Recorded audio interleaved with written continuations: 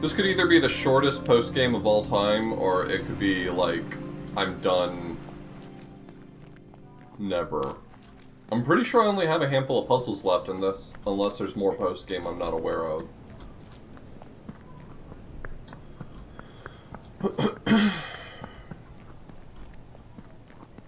I think I only have a few puzzles left. I've worked out a lot of them.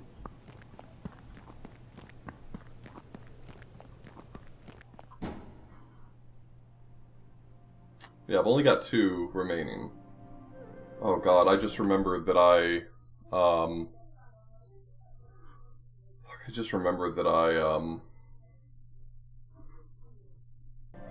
started trying to solve this one and could not make sense of it. Let's see. Here's my notebook. Here's the Author Blues notebook with some of this data written down. I need to figure out what the diamond puzzle is. And I was so certain that I had figured out this puzzle. I'm still certain I figured out this puzzle. I actually think I'm right, is all I'm saying. All I'm trying to get across here is that I'm pretty certain I'm correct, and it's the game that's wrong here.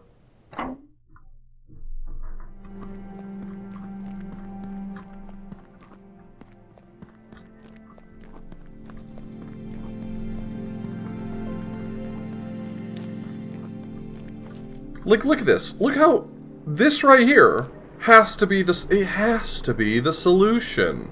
Look at this. It has to be this. It fits perfectly. Even so much as missing these tiles fits perfectly.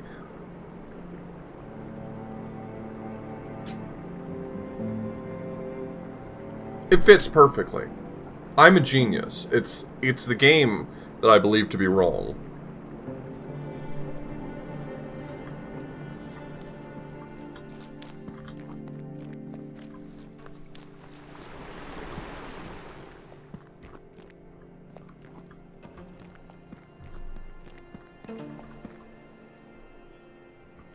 What else could the answer be?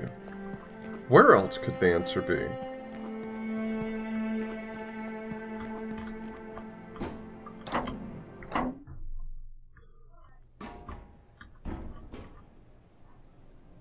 It's 9 by 9, with these 2 pieces missing and this one missing. I wonder if the thing is there's like an upper component of this that I'm missing, that I need to figure out like what this empty square right here corresponds to. I had believed that this empty square corresponded to preventing me from rotating the solution, right? Because if I take this whole thing and I try to rotate it in any one of the other 3 directions, right? Just take this and rotate it clockwise, then I either run into this square preventing that from being possible, or this square, these squares from preventing it from being possible.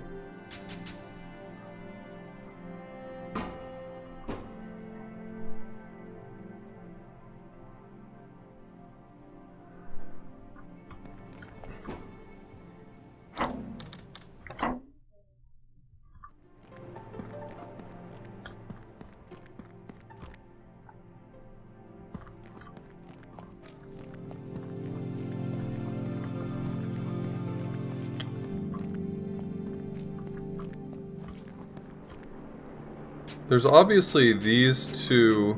So, like, if you look at this as sort of a sideways grid, this fits. This fits right here. Like, it's 1, 2, 3, 4, 5, 6, 7, 8, 9 tiles by 1, 2, 3, 4, 5, 6, 7, 8, 9 tiles. So it's 9 by 9. It's valid. Hey, Cog, thanks for the resub. I appreciate it. It's just, I can't seem to figure out why it won't accept it. Why won't you accept my love?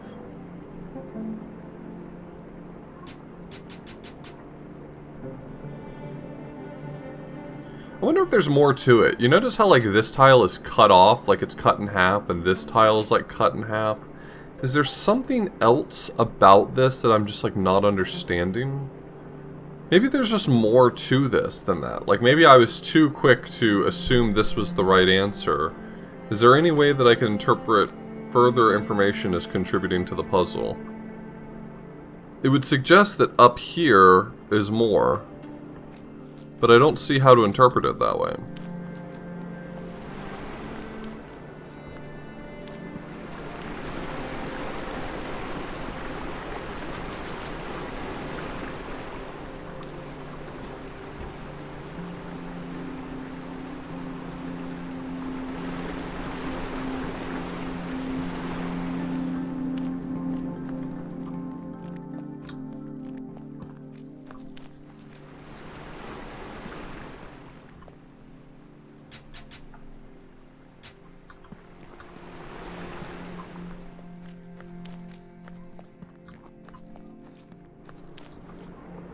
How big could the puzzles be? Absolutely. I mean, the fact that it's sort of cut in half straight across here gives me, I guess, two ideas. One is just it's trying to hide it behind this plateau.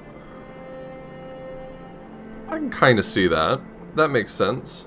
The other thing is maybe it's like I'm supposed to flip it, right? Like I'm supposed to flip it on itself.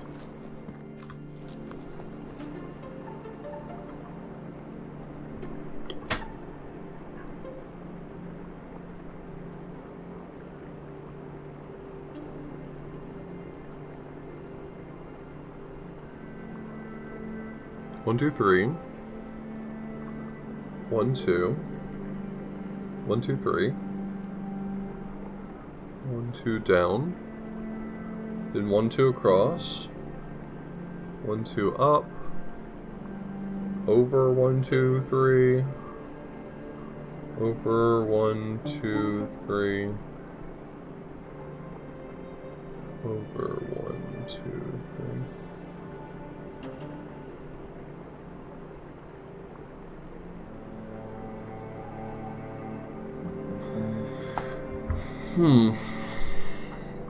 Alright, let me see if I can take some of this information and turn it into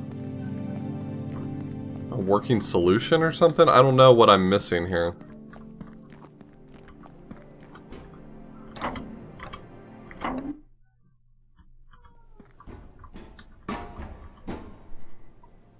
One, two, three. 2 on top, 3 on top, then straight down.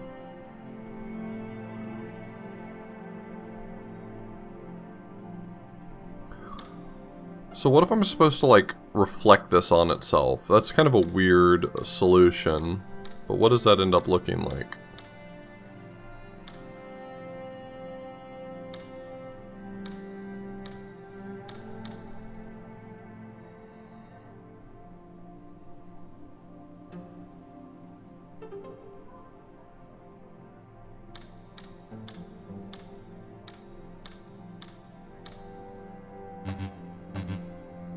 Okay.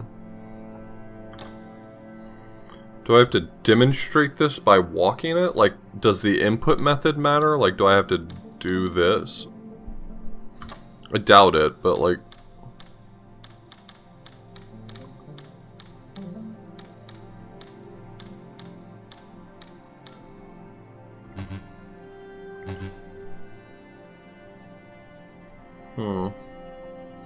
And I don't think I can rotate the solution, right?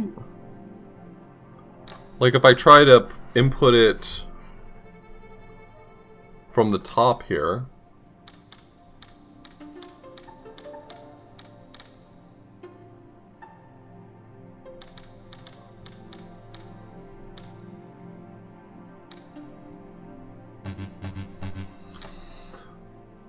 I mean, based on what the actual data is, this is like exactly what I'm seeing there. At least anything that looks like it should be a puzzle, and yet it's not doing anything. I don't see anything else that kind of looks like a 9x9. By the way, this little strip of bridge right here has been catching my eye so much. Maybe it's something, maybe it's not. I don't know. But what's going on in here? Is there anything in here that's like contributing? Is this another piece of it? These pieces of train track. 1, 2, 3, 4, 5, 6, 7, 8, 9. 2, 3, 4, 5. Does this like continue the pattern or something? Is that something I care about?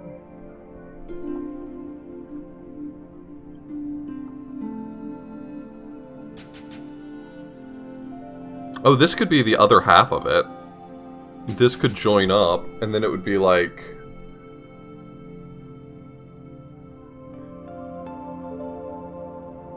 So, all the way to the top.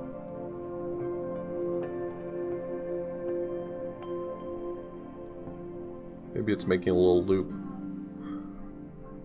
1, 2, 3. Down 2. Left 1. Down 2. 1, 2, 3.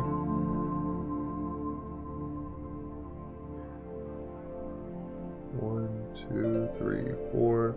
All the way to the right. I mean, the way that this piece right here is cut does actually make it look like it should join up. So maybe that's what I was missing. Maybe that was like the obvious piece I was missing. Well, let's see.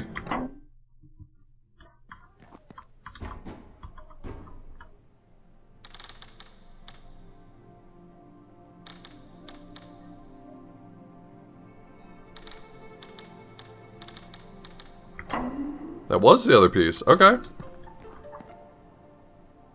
Cool. Weird puzzle. I don't think I necessarily like that one. That one just felt like I was finding things, but okay.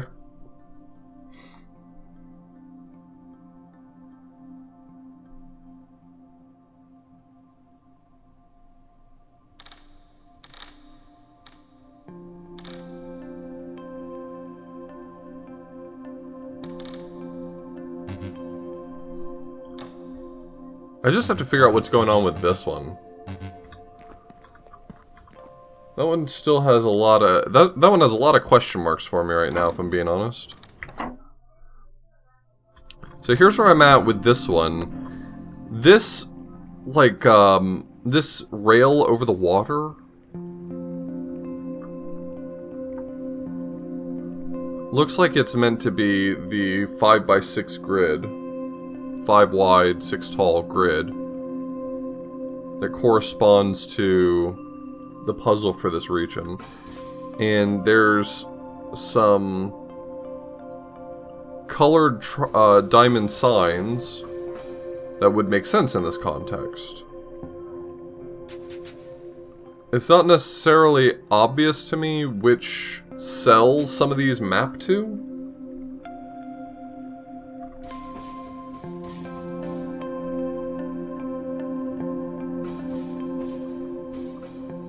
Like, if you count the squares, right? These little squares right here. Then it's 1, 2, 3, 4, 5, 6 tall. And 1, 2, 3, 4, 5 wide. Which is right. That is the right shape. But I've written down purple, yellow, and light blue here. And... purple and light blue for here.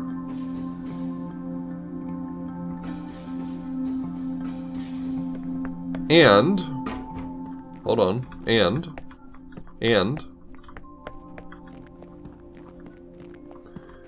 there's yellow ones up here. It's a little less obvious to me where these yellow ones are supposed to exist exactly. Like, do you project them straight down? I don't think so. So I lined them up with the cells that they make sense in this configuration, and then I solved for that. I've got tiny little. Here's my grid. And I solved for that one. I gave it a solution that should work. Boy, wouldn't you know it, didn't work. So there's something I'm missing. There's some detail here I'm not seeing. It could be that I don't understand where these map to, because they're kind of like outside the grid, right? They're kind of like in 3D space they're sitting here, but in 2D space they're kind of outside. And then these in 2D space are kind of sitting inside, but in 3D space, who knows? Hey, kept cold.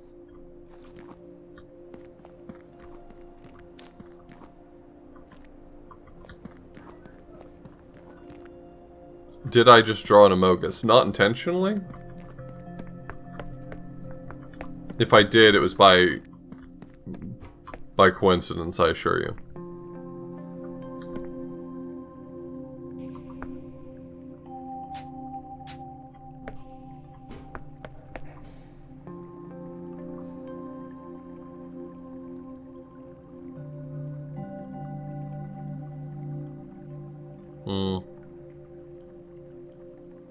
I mean, that's fair.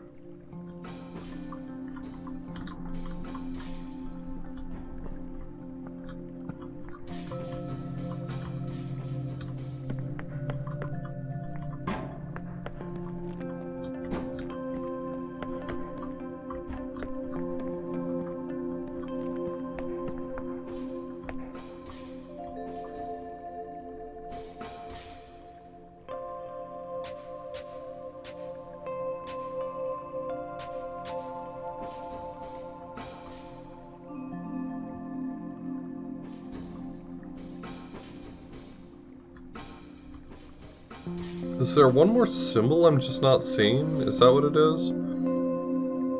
Like, this one's very outside the region. This one's way down here. But I still think it probably counts. I think I'm letting the fact that I got the answer wrong convince me that my perception of the puzzle is just way off. And I don't think my perception of the puzzle is way off. I just think I'm missing some detail. Either I have solved it incorrectly for the configuration that it actually is, or I'm misreading the configuration. I did figure out the path puzzle. Yeah, the other half of it was the minecart track in the cave.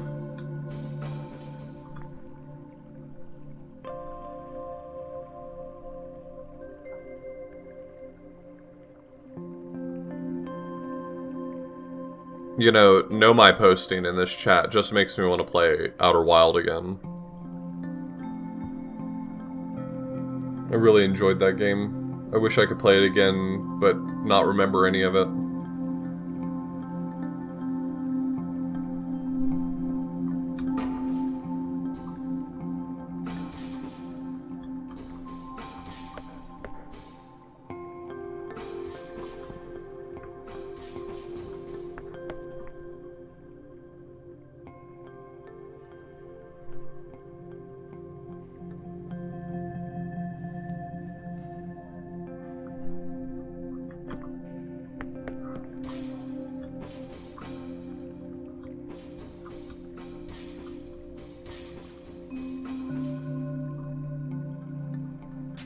I'm very confused about this one. I really am.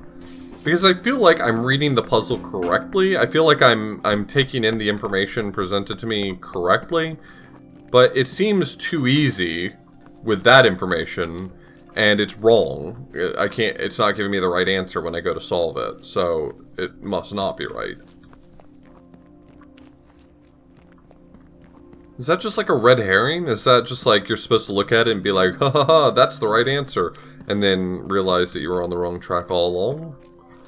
Is this just too easy? Are the exclamation point signs just too easy?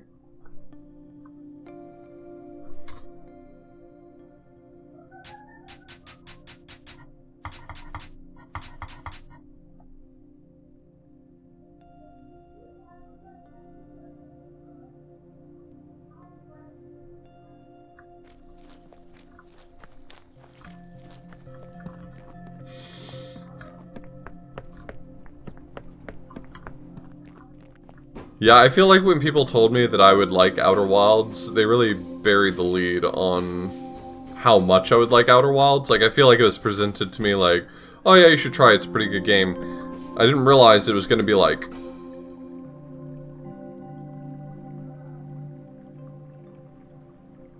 You know what I mean?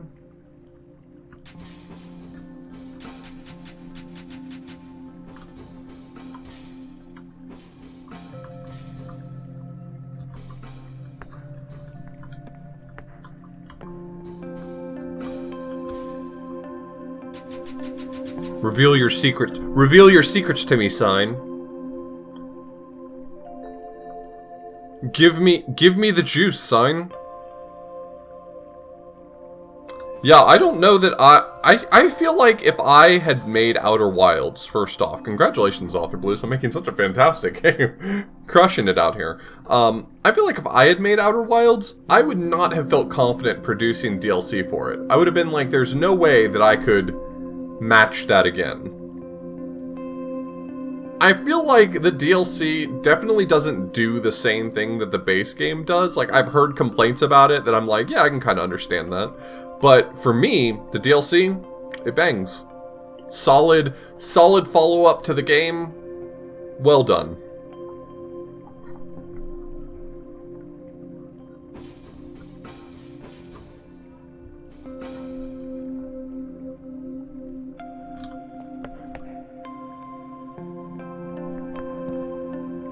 Oh, for sure.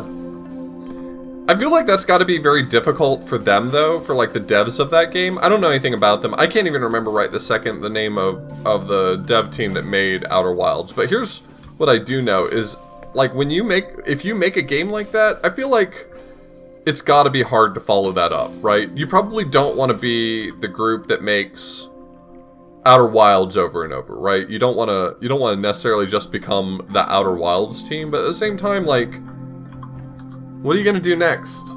Like, where do you go from there? I'm looking around. I'm trying to find, like, one thing that feels like I've missed, and I haven't missed anything. This is a 5x6 grid.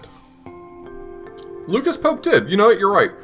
I think Obra Dinn way overshadows Papers, Please. That's my personal opinion because it's more my style of game, so I understand that not everyone's going to agree with me. But I do not think that Lucas Pope... I don't think that Lucas Pope's problem was following up Papers, Please with Obra Dinn. I think Lucas Pope's problem is where do you go from Obra Dinn, right?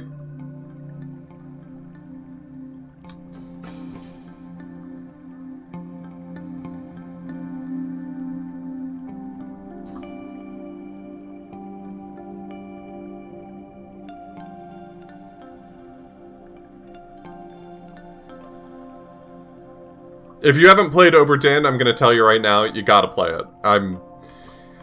I know I hype up a lot of games that aren't everyone's cup of tea. I really think Obra Dinn is something fantastic and special. You gotta play it. Well, that's kind of the story of Obra Dinn, actually. You may know this, but not everyone may. The story of Obra Dinn was not like, I wanted to make this, like, magnum opus game. He literally said he wanted to make a specific type of game that he thought his dad was going to be into. He made that game for his dad, essentially. Like, that's the story of Obra Dinn. It was designed with the specific, hyper-focused, narrow target of, I want to make a game my father will play.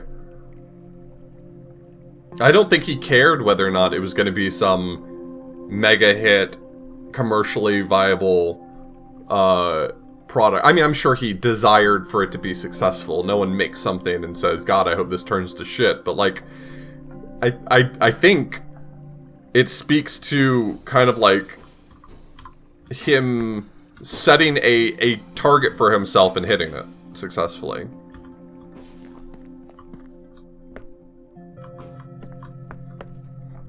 Okay, is there another 5x6 I'm missing here? Because I swear to God, I'm walking in circles, not seeing...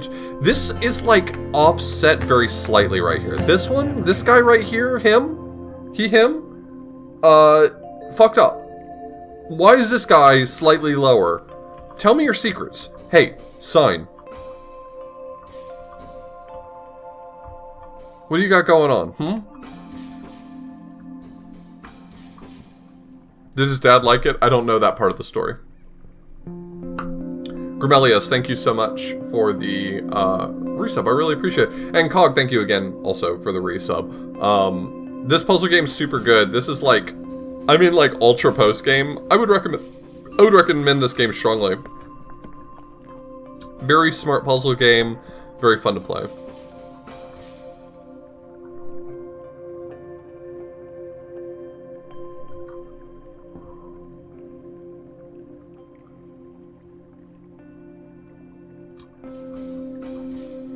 This game is like, it cribs a lot of really good ideas from The Witness and then made its own game that stands on its own 2 feet just fine.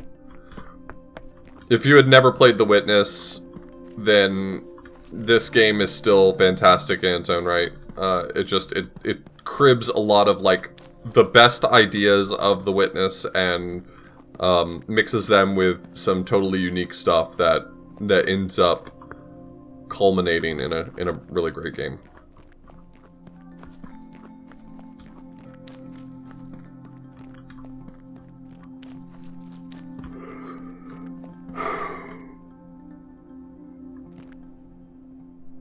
Something to do with this, like, give me something to go on. Please, I'm begging you, game, give me something to go on here. I do not understand what I'm missing.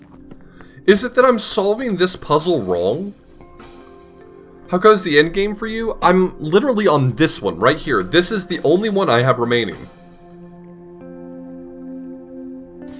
I'm down to one last puzzle that I cannot solve. We got all the rest of them. But this one eludes me. What am I doing wrong? Okay. Author Blues, take a moment. Study your notes.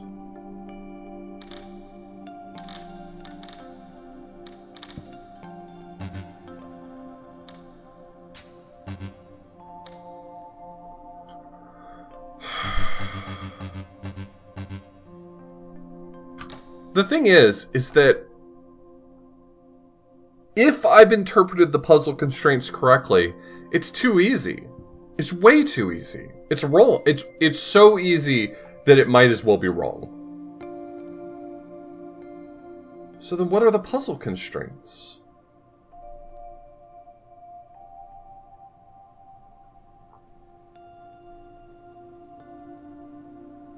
I'll show you what I have so far.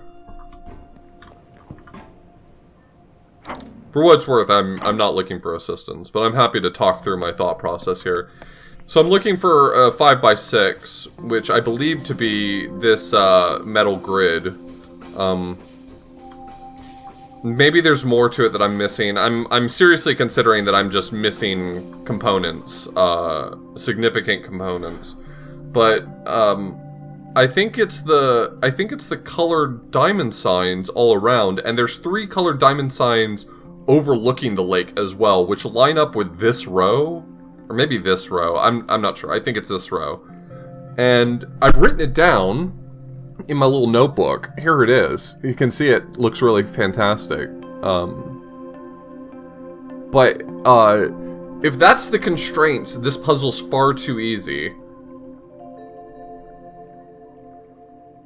So I don't know what I'm missing. I've looked around here for so long, hoping to find something that will clue me in, but I just don't see what I could be missing.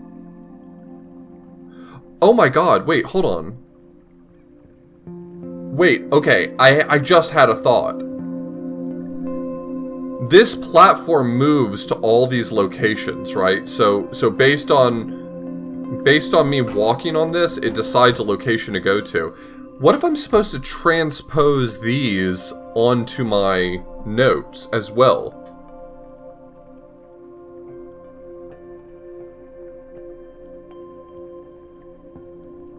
Like, those are the meanings of the internal squares. That definitely changes things. Now it's a nightmare problem, if so.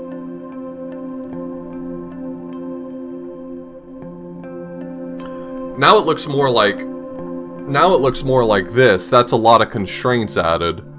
But I've added them in. Let me see if I can solve this really quickly, because if so...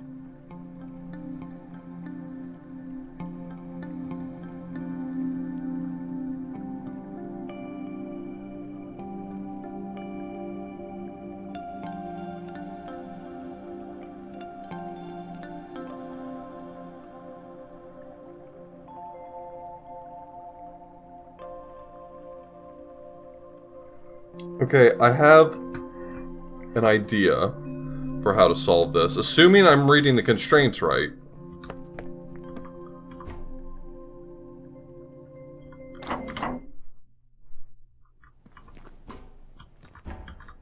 I know that you can't see my constraints on here. I'll mark at least the yellows. You can probably remember where the blue and the purple are. So there's a yellow here and here. There's yellows all across here. Here, here, and here. So all the marked cells have yellow on them. I think the solution looks something like this. So that covers the blues and purples and 2 of the yellows. 2 of the yellows are locked up here. Now all I have to do is figure out how to segment off these, I guess. But if there's that many yellows here, that's impossible, right? That's not possible for me to segment off correctly.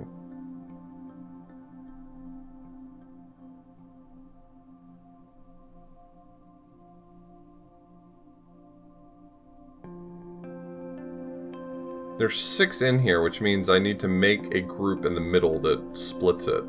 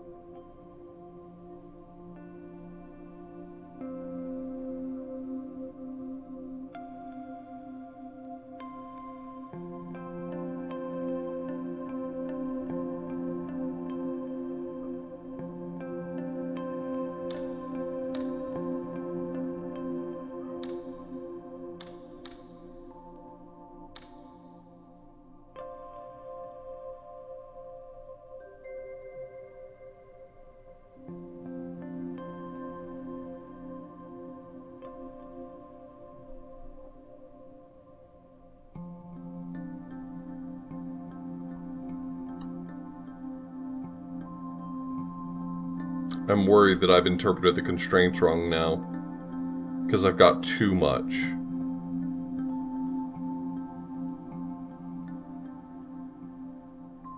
I need to go confirm that the 3 yellows across are on the right row. I'm worried that I've misinterpreted them now. I'm not saying I couldn't solve that with a little more thought. I'm saying that it seems like it's possible I'm misreading it. So if I'm reading this correct, it's 1, 2, 3, 4th row down is where these yellows go across.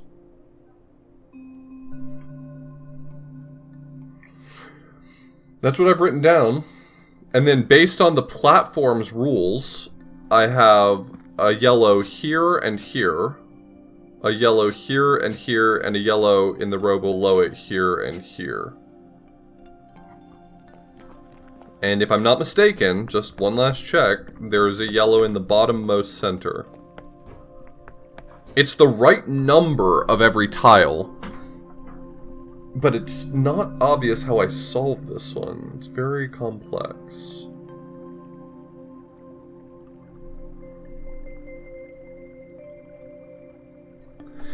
I feel like I'm close, though, to a solution. I just can't seem to cordon it off correctly.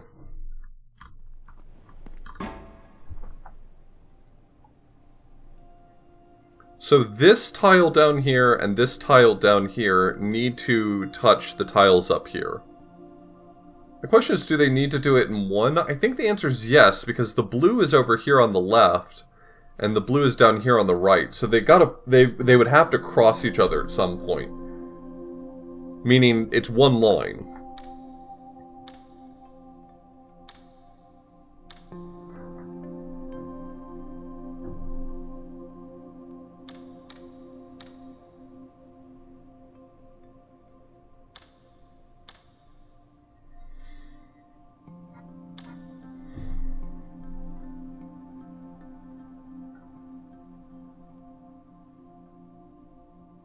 No matter where I draw my line, I end up needing to, like, separate out this group of 6.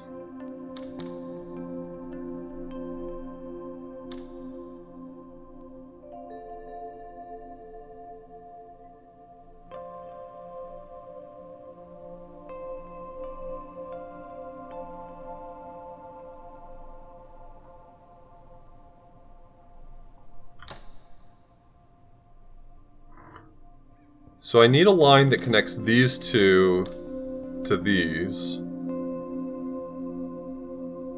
So the currently selected cells need to all be in one group. And I need to collect exactly... Or I need to also segment the remaining 10 yellows. There's 10 of them. I need to segment the remaining 10 yellows into separate groups. Separate groups of 2. Okay. Cool. The top 2 feel like it's very easy, right? Like, if you draw a line across, you've done it. You've done it. Is that the bait? Is the bait, like, doing it that way will never work?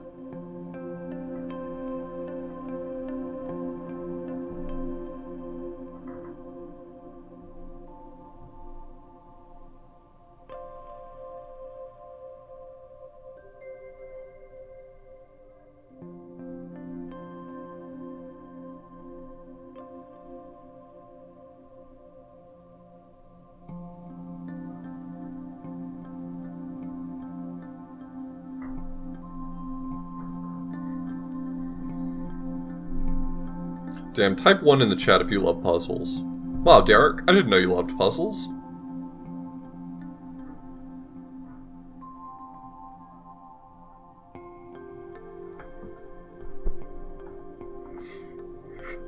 Hey, I think this puzzle's smarter than I am. That's messed up.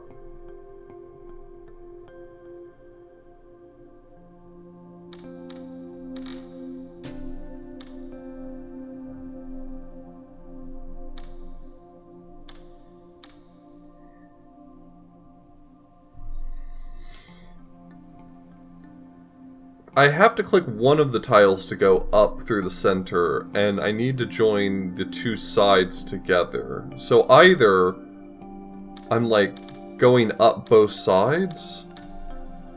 That does get close to... That does get close to solving the puzzle, but it's not quite there.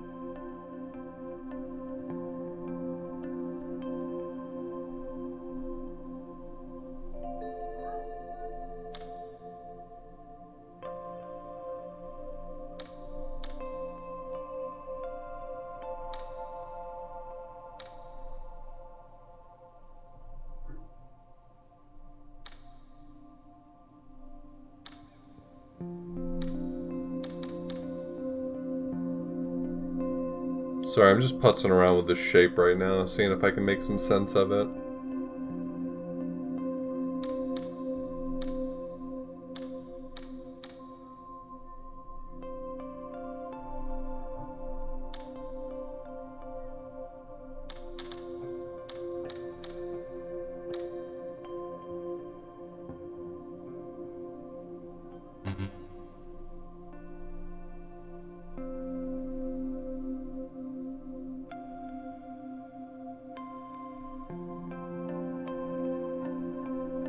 Did I get here in one session? No, I found this, an hour and a half into the previous session, and I've been working through these one by one. This is my last one to figure out.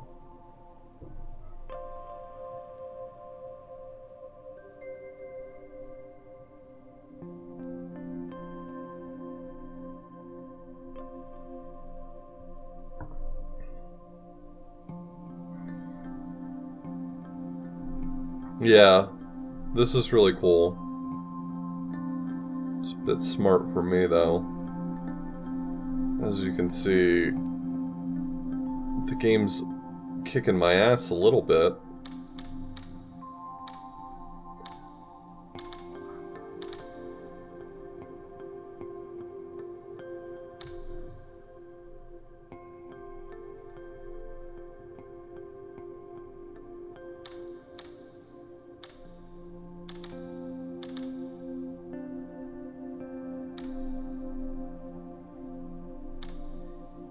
Video games got hands.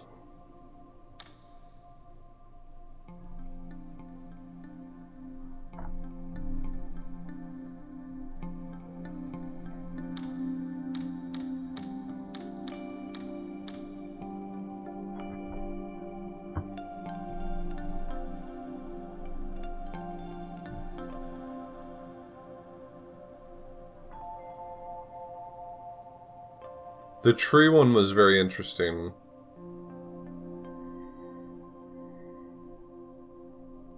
I'm trying to think of which one was the coolest. I think the flower one was pretty interesting.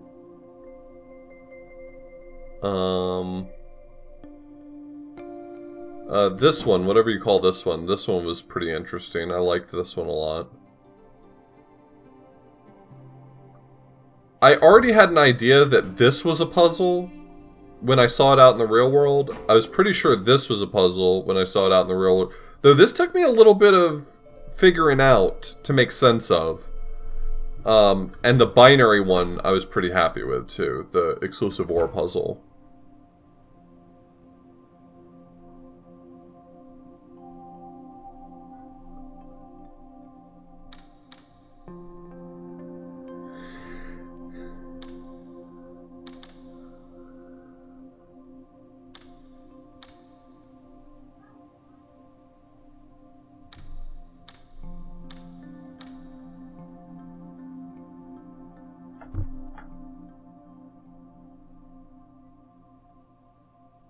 This ends up with too many yellows. Basically, the fact that there's a horizontal line of yellows, at least based on the notes I've taken, that's how I'm reading this. There's a total horizontal line of yellows. It's really fucking me up. There's not a lot I can do with this. These colors down here, the blue and the purple, blue here, purple here, have to reach the blue and the purple up there. Which means a line has to get through.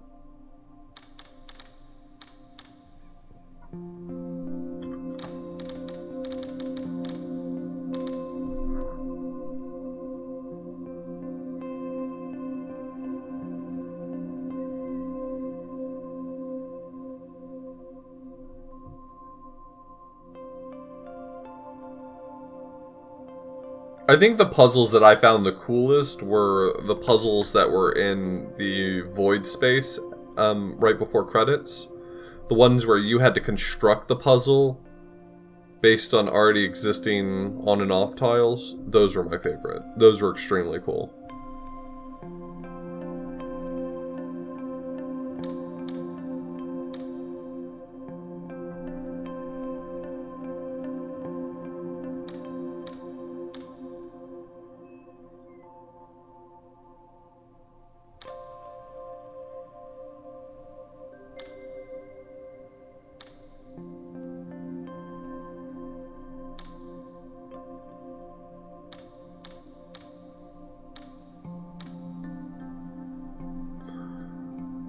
This is close to a correct solution. I just have to figure out how to separate these six tiles. And if I haven't already separated these three from each other, it's like it's too late. Man, it's just too late.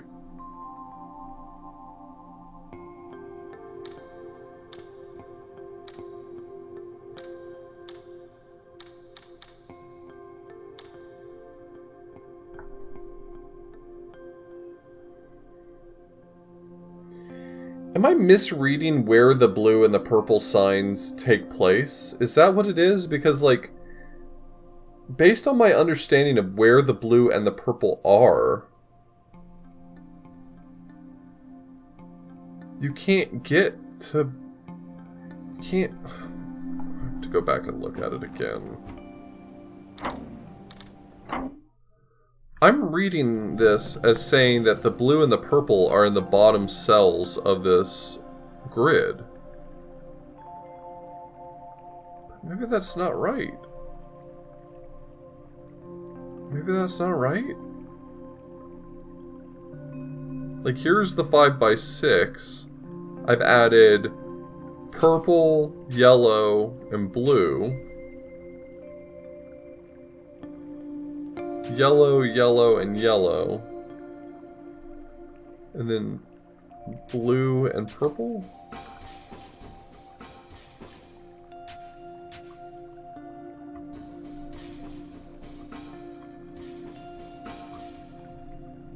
I think I'm interpreting this right. I think, at this point, I think I'm interpreting this one right. I think all the binary puzzles were uniquely solvable. The only one that was, like, ambiguous was, I think, the very, very, very last one in the binary puzzles. And I discovered, through tinkering with it, it actually accepts all valid answers for your interpretation.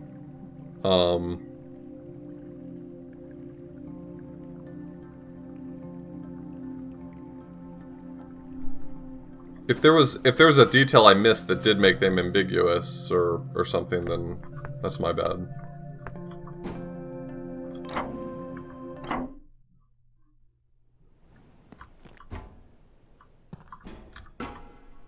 I think my interpretation of this is correct. It's just hard. It's just so difficult. I do not see the solution. Once again, I've got purple and blue, and then blue and purple at these locations. And the rest that are marked are yellow.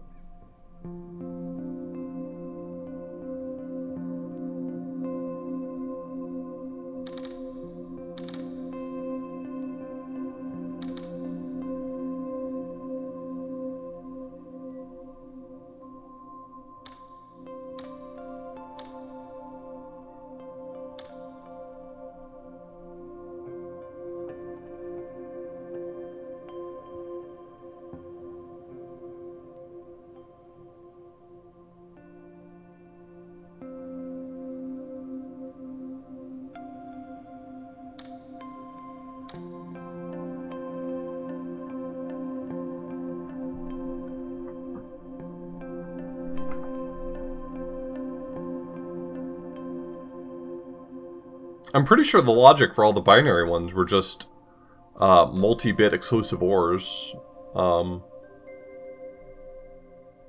which at least always produced a reliable, consistent, correct answer for me.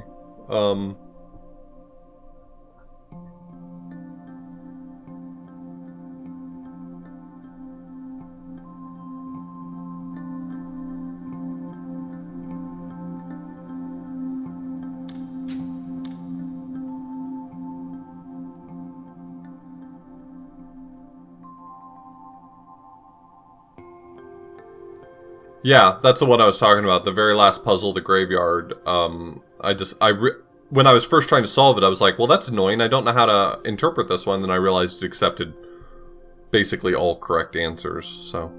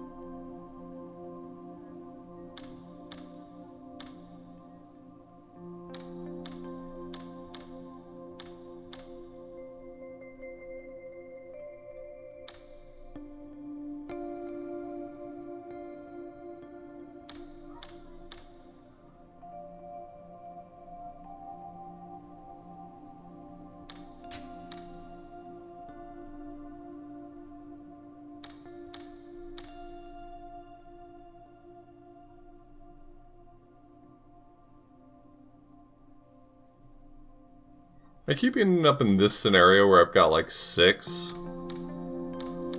in one group.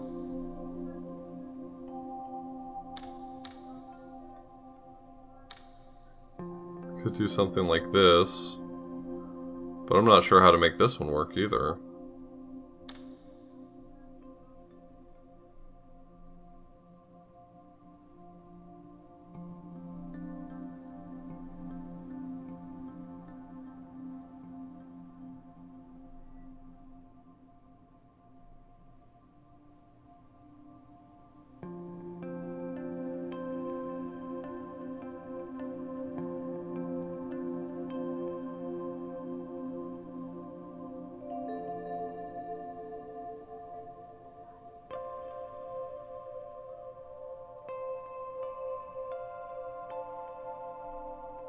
I gotcha.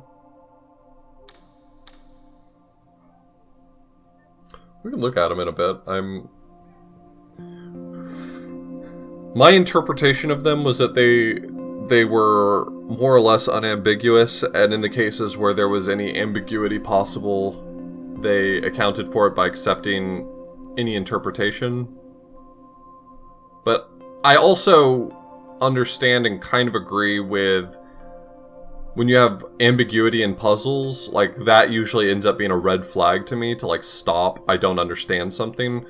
And so when you have an ambiguity in a puzzle and the dev solution for it is just accept all possible interpretations, that sometimes doesn't feel like a good answer.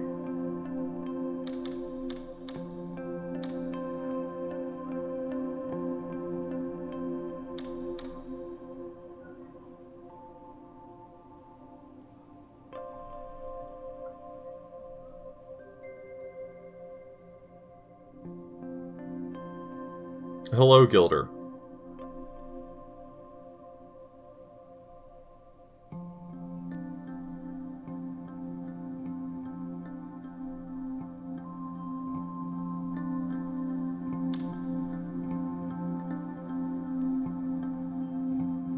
Olay, Dave.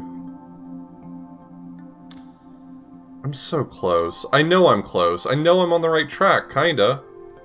And by on the right track, I mean I'm still probably I'm several steps of deduction away from solving this. And that's okay, too.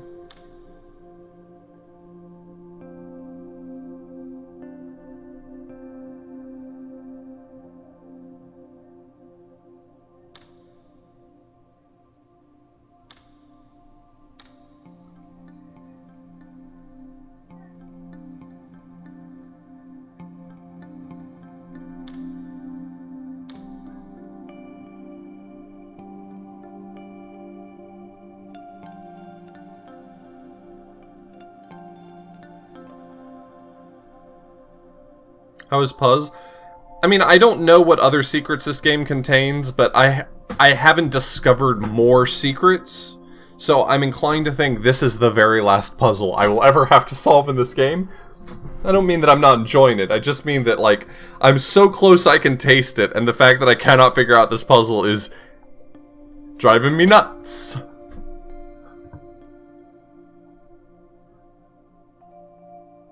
Are there any other secret areas I've found? I mean, I found, like, the door that opens in the gardens. I found lots of little doors that opened up, and I solved some puzzles in there, and they didn't really seem to go anywhere. But I haven't found anything else that I would say, like, this is a thread that I can just keep pulling.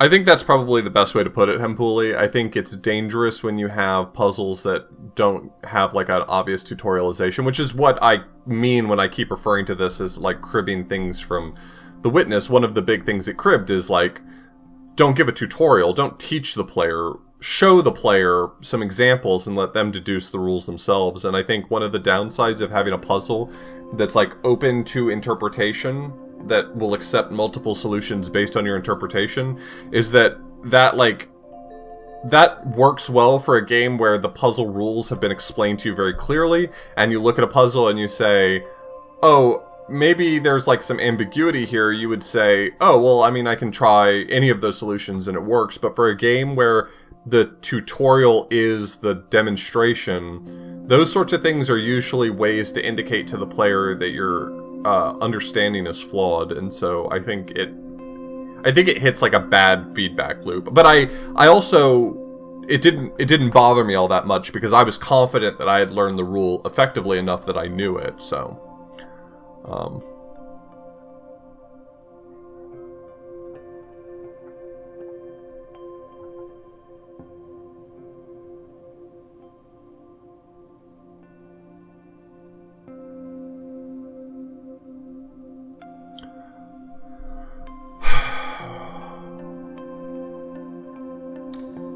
I'm genuinely enjoying this. This is one of my standout games this year that I've gotten to play.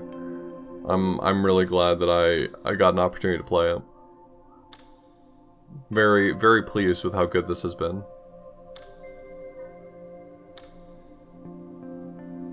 That feels close to something. Is this something? Wait, is this...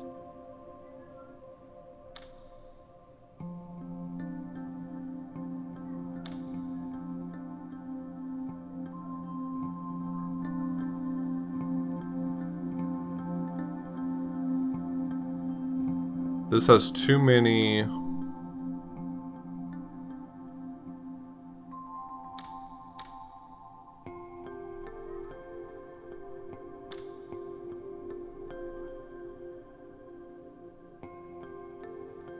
No. No, it's not close. This is not close to the right answer.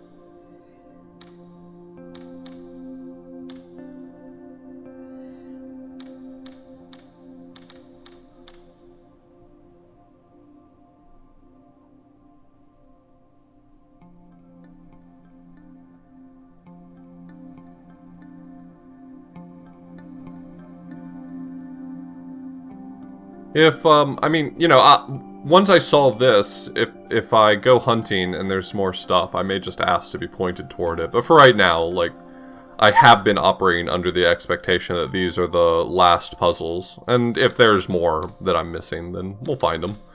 I'm less interested in spending my entire life hunting for puzzles that I'll never know if they exist than to just get to play the cool puzzles. I mean, that's my attitude toward it for the most part. Rather just play the cool puzzles.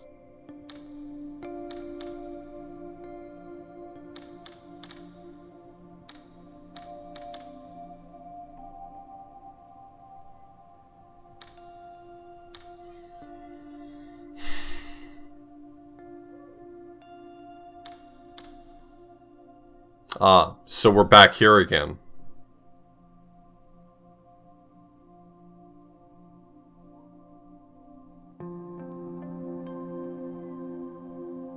Yeah, I got you. We're good. We'll find them. I'm starting to really think that I'm interpreting the constraints of this puzzle wrong. I've gotta... So let me go into some deductive reasoning here. If I'm right, then there being a purple, a blue, and a purple at these locations... Because there's no way that I can draw a line from one to the other in two different colors, like I could not have like a blank path that goes from this spot to this spot and a filled path that goes from this spot to this spot, or vice versa. That implies to me that they're gonna have to cross. Like, they're gonna have to be conjoined lines. That's perfectly fine for this rule set. That's an okay thing to do. So I can join them. In order to get from down here to up here, both of these will end up needing to be connected at some point, and I'm going to need to go up here, which means I'm either going to have to go around the edges and collect 2 yellows, or I can go up through just 1 yellow, and I can cross through the bottom to pick up the other. So like this right here is a perfectly fine state, right?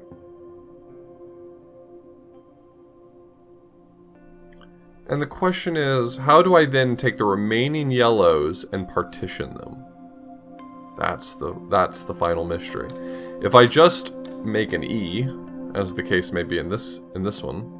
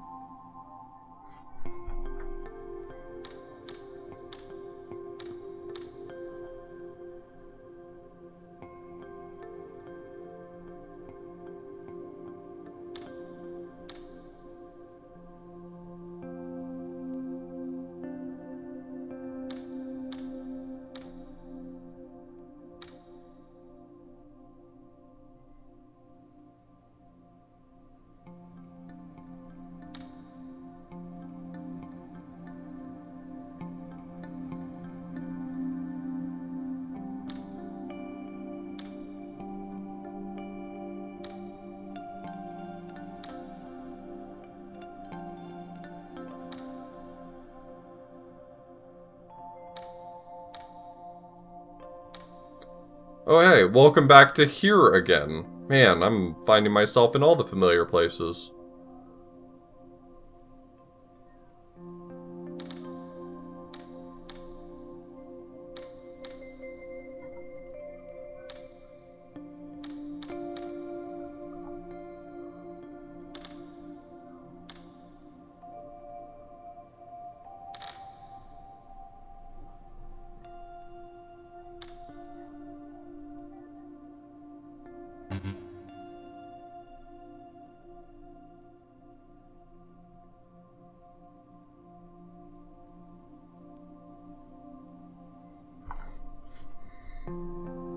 This is actually surprisingly close. I suddenly stumbled across... What if I were surprisingly close?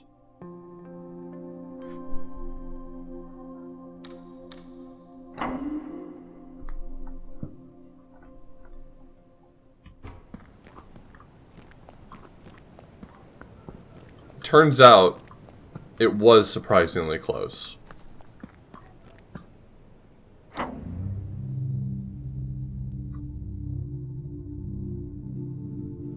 Oh no, I'm finally going to hell. I'm gonna be punished for my crimes.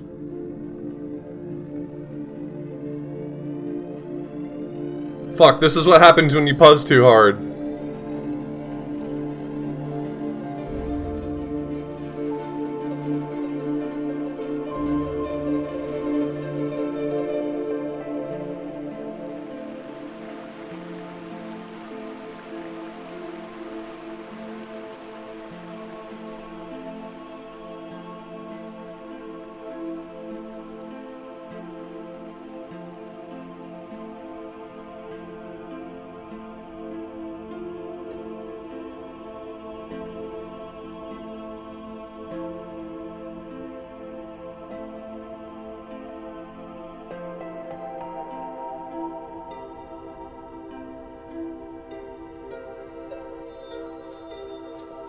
The people! There are people! Hey, stop running on my buttons, kid! You little shit.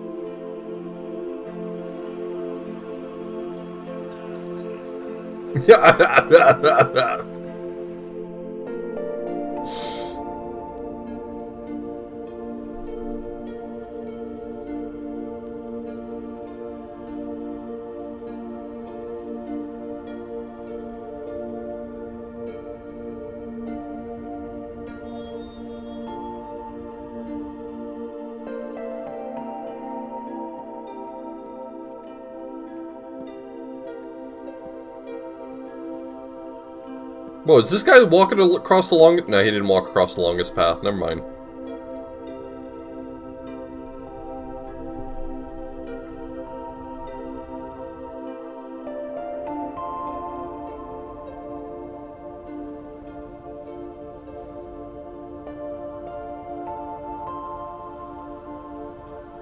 The aha moment I had with the meta puzzle for the graveyard blew my mind. I found the five binary sequences in the graveyard, and I could not figure out the solution to it until it finally hit me that the rock was the dot for the binary sequence. I could not. So smart. That puzzle made me feel so smart when I finally came across the right answer.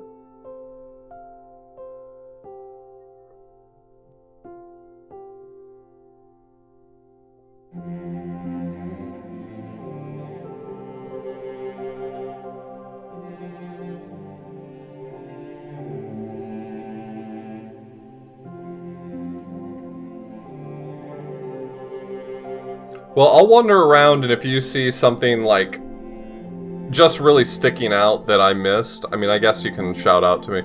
I'd ultimately like to not walk away from this if I have, like, cool puzzles I can continue to go to, but I definitely don't have any loose threads that I can think of, but...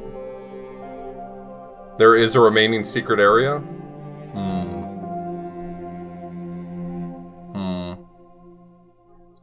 Alright, well let me look around, I guess, without any hints, and I'll see if I can find it, I don't know. Is this gonna be another one where I have to load a file? Okay.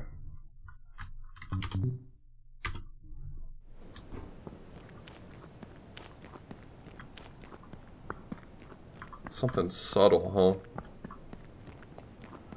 Alright, well let me pull on the thread for a second and just see what I can see.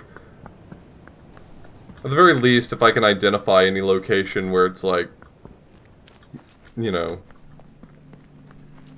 I mean, I'll be happier with myself if I find it myself, but... I'm not gonna, like, wander around for an hour in hopes of finding, like, one thing.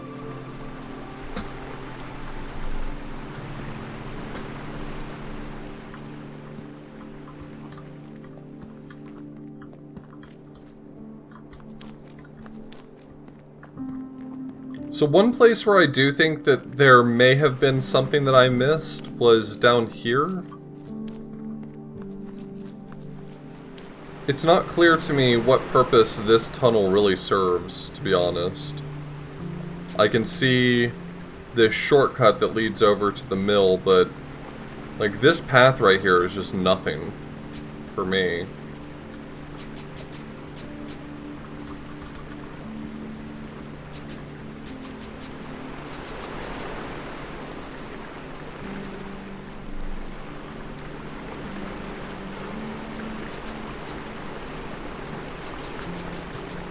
It's important. It's gotta be something.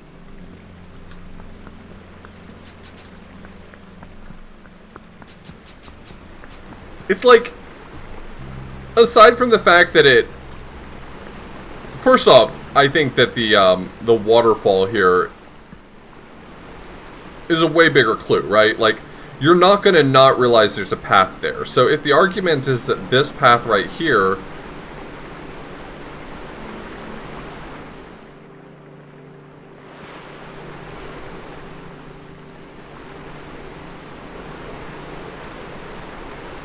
There's finally something behind a waterfall. They finally put some... Okay, well, I can't draw that, sweetie. I'm gonna draw something else, if that's okay. If you're alright with it, I'll choose to draw a different thing. How about we I'm just gonna draw something else.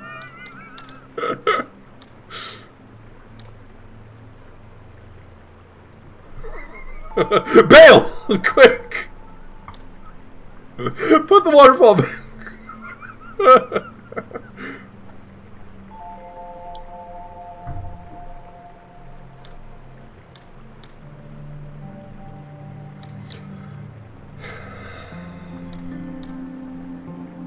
I mean, that wouldn't even be a valid solution anyway, so that can't be it. I mean, all joking aside for just a minute, that can't be the solution, so it hardly matters.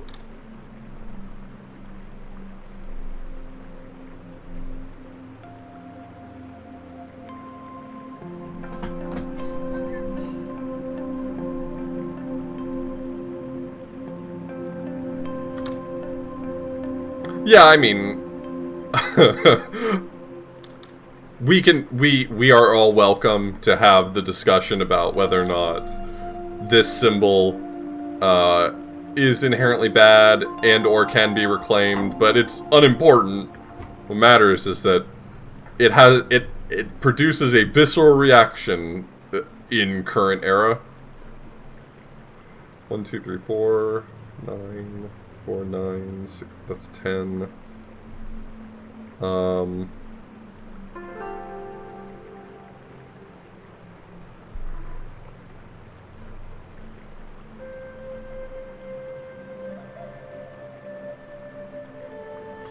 I'm glad I have yet to have to input the gamer shape. That is nice. Thank you.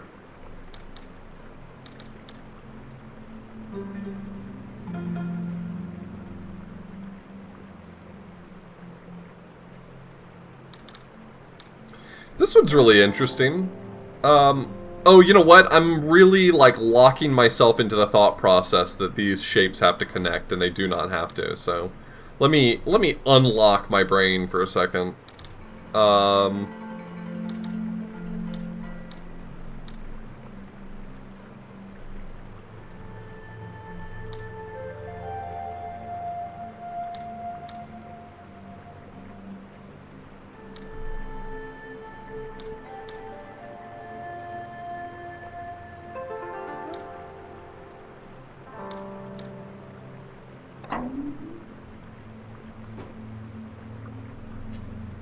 Okay, so these have to be colored in, I know that. The one thing I do like about the flowers is that they permit a way of thinking that is highly based on just process of deduction.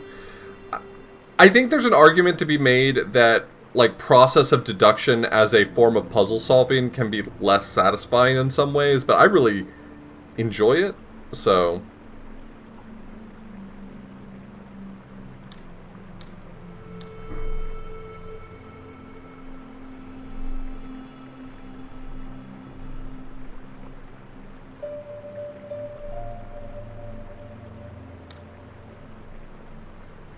Based on what? No one will ever tell me based on what. I don't understand.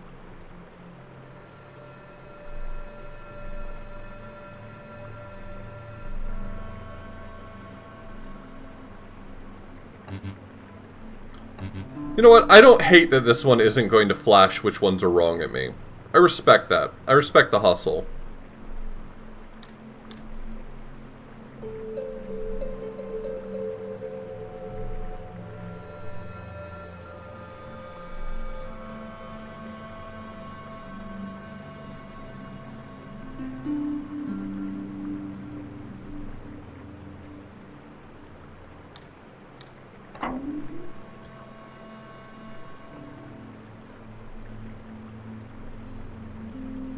Okay, these three are locked on, which means I'm going to have to lock these two on because this one's already on, which means I'm going to have to add these two.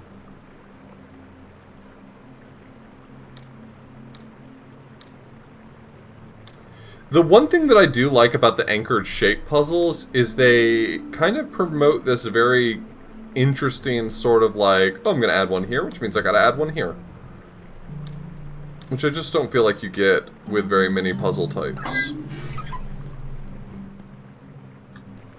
I just kind of like the way that sometimes the anchored shape, you get like a little bit of deduction going, and then it becomes this sort of like rhythmic, like, okay, I'll add one to here, and that means I gotta add one to here, and I gotta add one to here, and I'll add one to here.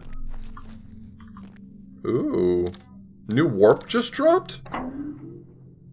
What?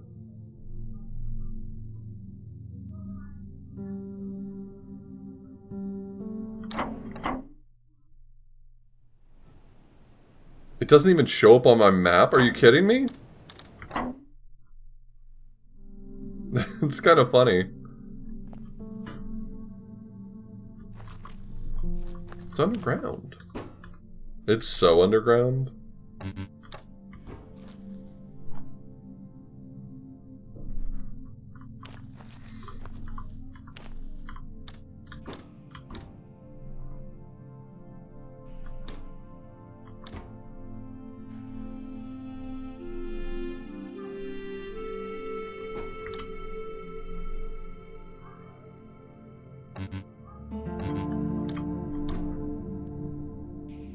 Can't be that.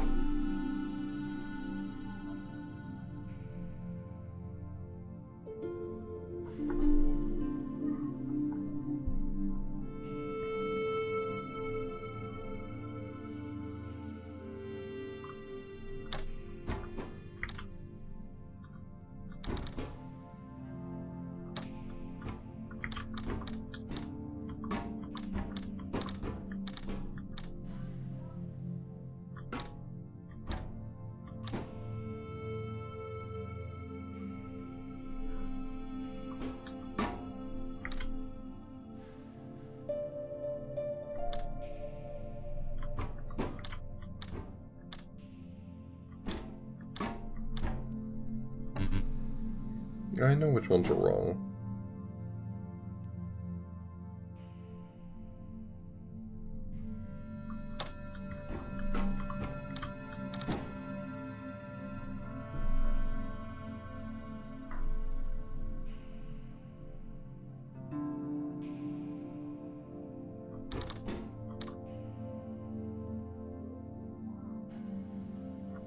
Yeah, I'm not overshooting. I'm just thinking. But yeah, holding down the sprint button to walk is not a bad approach.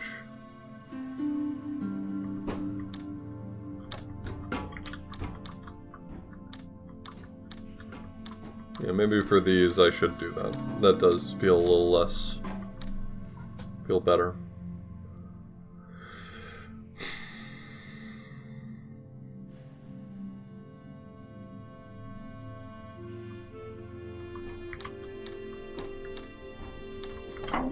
There we go. Couldn't find that last little step there.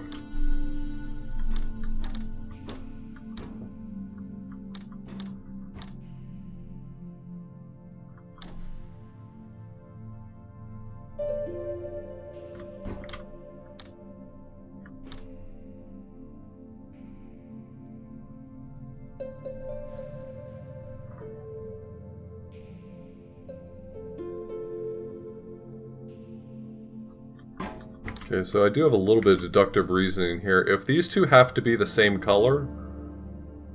No, they do not. I do not want them to be the same color. Never mind.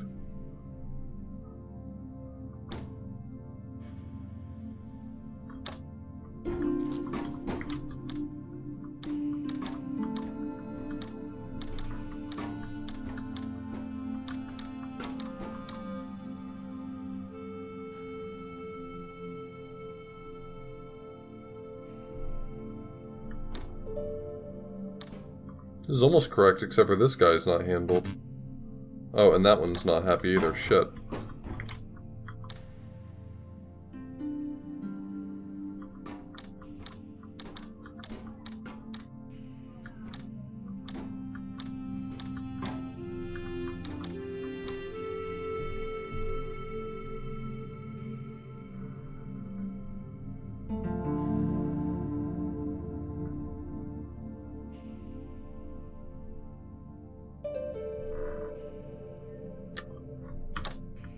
Frig.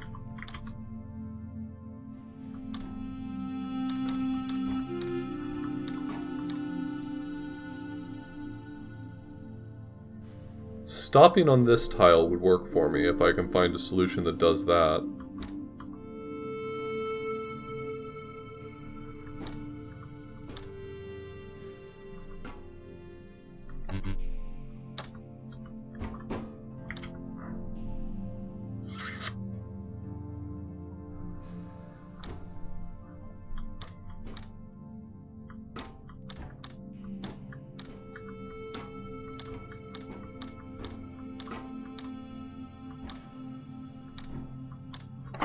There we go. Yeah, if you just ask about what the logic of the puzzle is, I'll be happy to explain it to you. I mean, at this point, I'm pretty confident I know what the logic for every puzzle type is, so you're not really at risk of, like, correcting me either, so you're mostly safe to just ask away.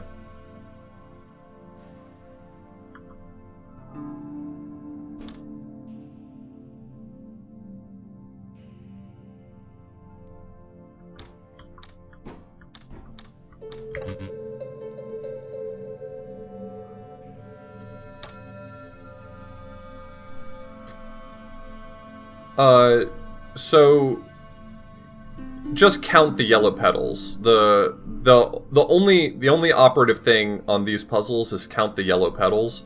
That tells you how many of the neighboring tiles have to match the color of that tile. That's it. It's relatively simple once you understand that detail, I guess.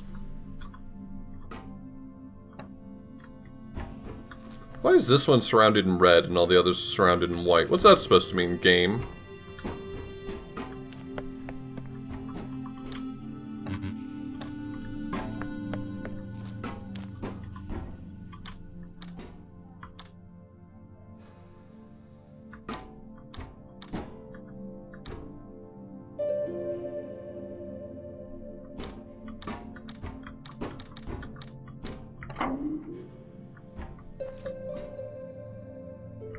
So if I'm going to start here, I have to surround this tile right here. Which means this one's going to get colored in, which means all of its neighbors need to be colored in.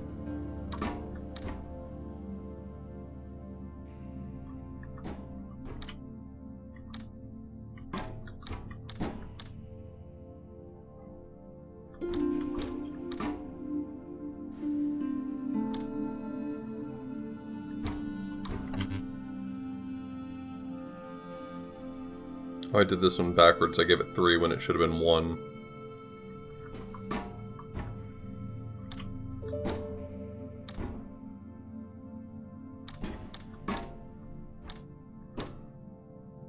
Oh, okay, hold on. No, this needs to be white. Which means I think I need to come here last. I think that's the mistake I'm making, is I need to go there last.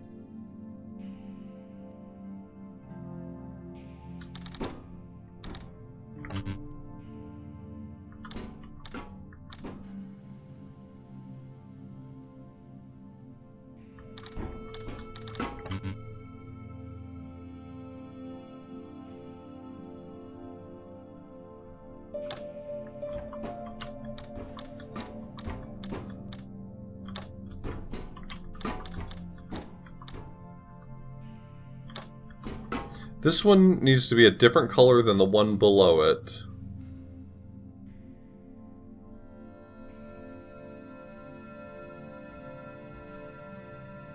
And it needs to have only one matching neighbor, which means I think it's my end tile. I think that makes it my end tile, and I also can't walk near it.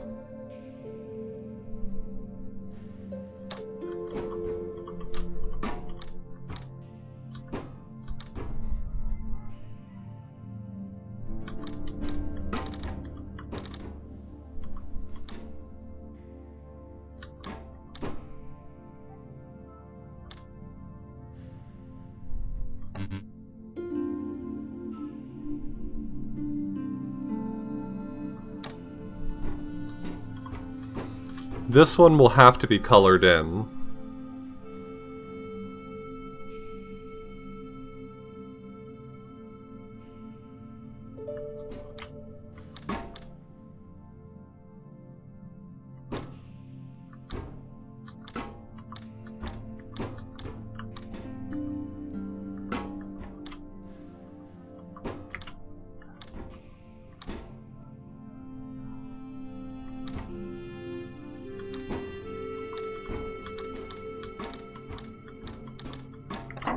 There we go.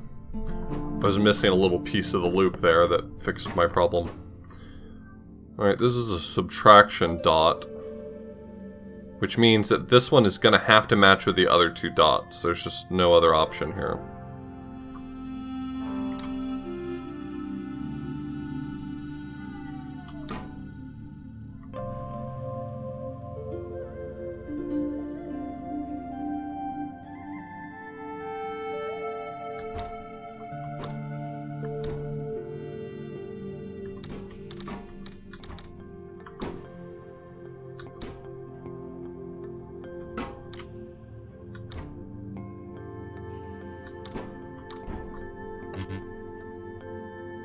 Yeah. Okay, I think these in particular may require me to write some stuff down or something.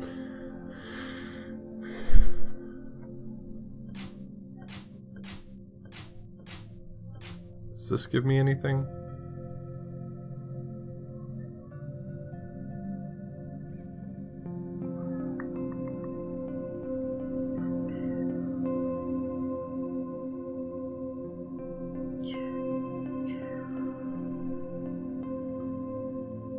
If I step on this tile, I can't step back off of it.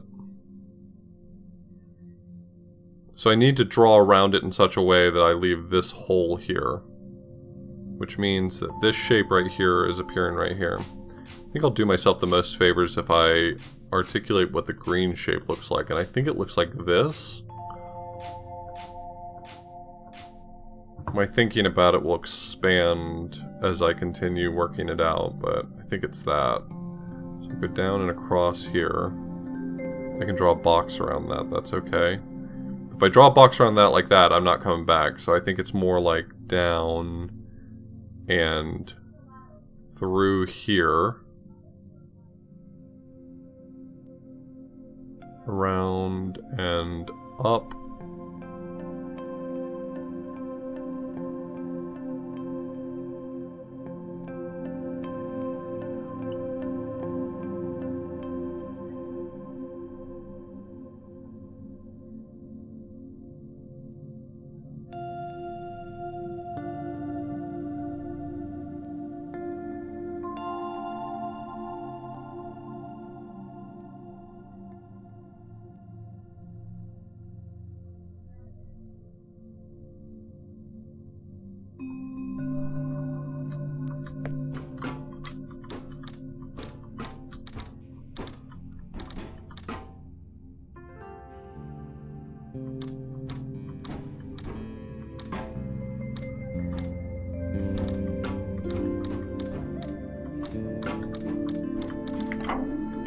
Okay.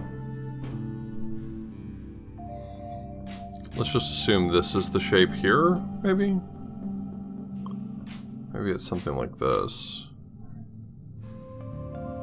And then it would match over here.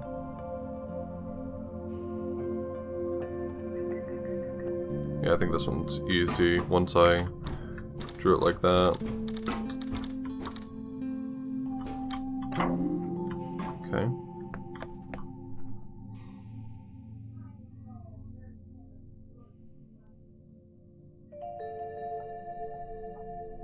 I'm gonna have to have one line that touches both the greens and the whites. There's no other way around it.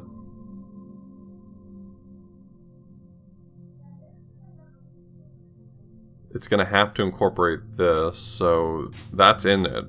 Somehow, I mean, if I color this in, there's just not enough tiles of the matching color. I'm gonna have to color them all in, so I think it's something like this.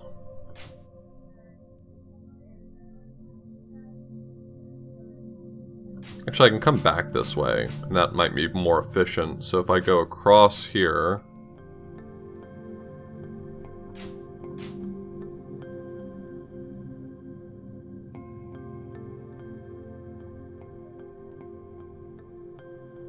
I think I just have to go through here. So it'd be like this, then up and around. What am I doing down here?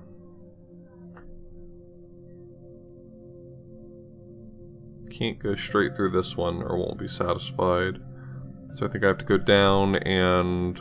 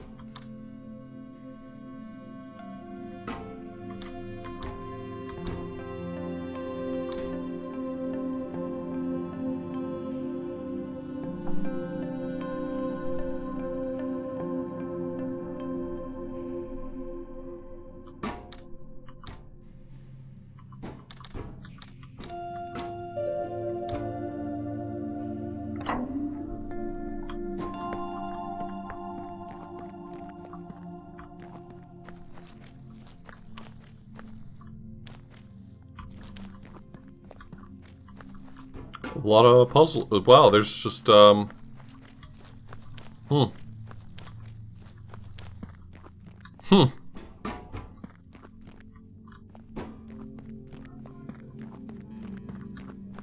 can't believe they made a second game.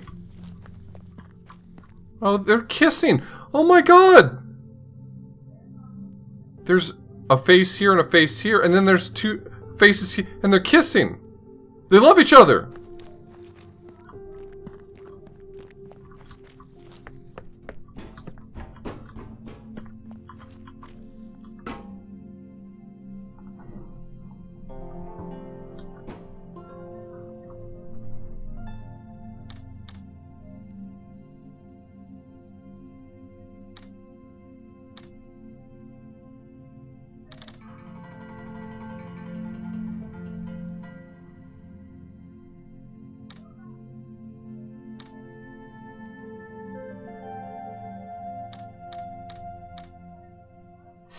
Taiji 3, Return of the Vase.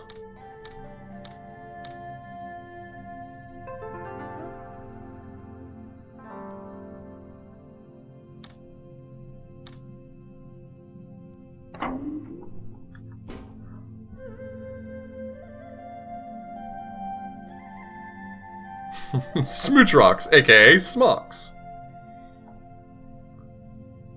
Can you believe how big this underground area is? What the fuck? I could have walked away from this game thinking, oh my god, it's more faces they're smooching. I just noticed. Sorry.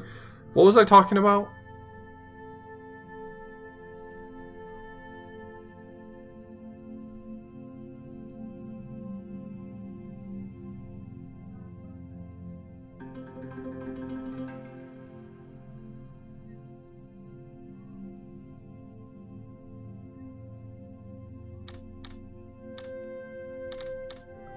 How easy would it have been for me to be like, I'm done with the game, and then missed out on the sequel, Taiji 2, Underground Drift. I don't know what the underground, I don't know what that plan, I did not have a plan for that joke. It just didn't go anywhere.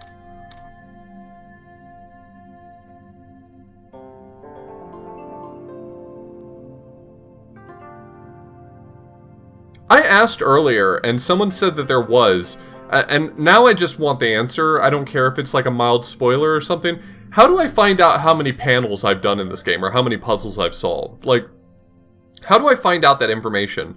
In The Witness, it was your load screen. It told you that information. Where is that in this game? Look at your save in the load menu? Oh, okay, over there on the right. I didn't even notice that it had a number next to. Okay, my bad. My bad.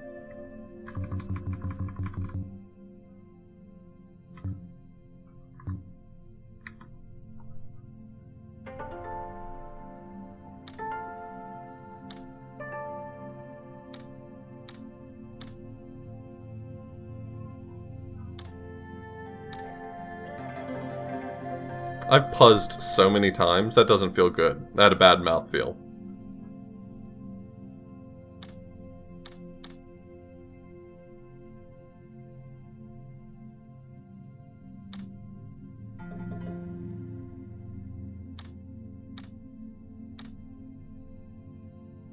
I'm puzzling? I'm puzzling?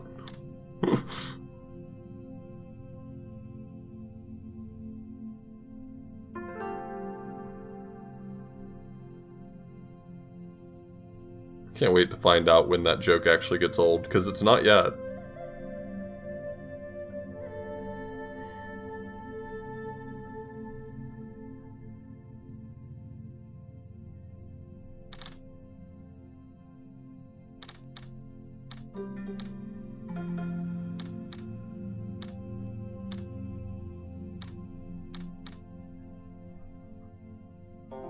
They're all right except for... Oh, no, this one's wrong.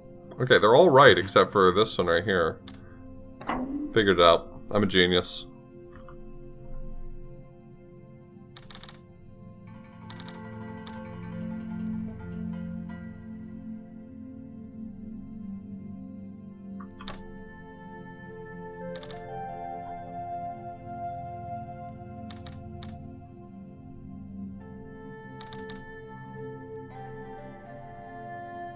Wait, am I overthinking this one?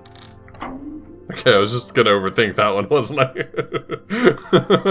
I was well on track to overthinking that one.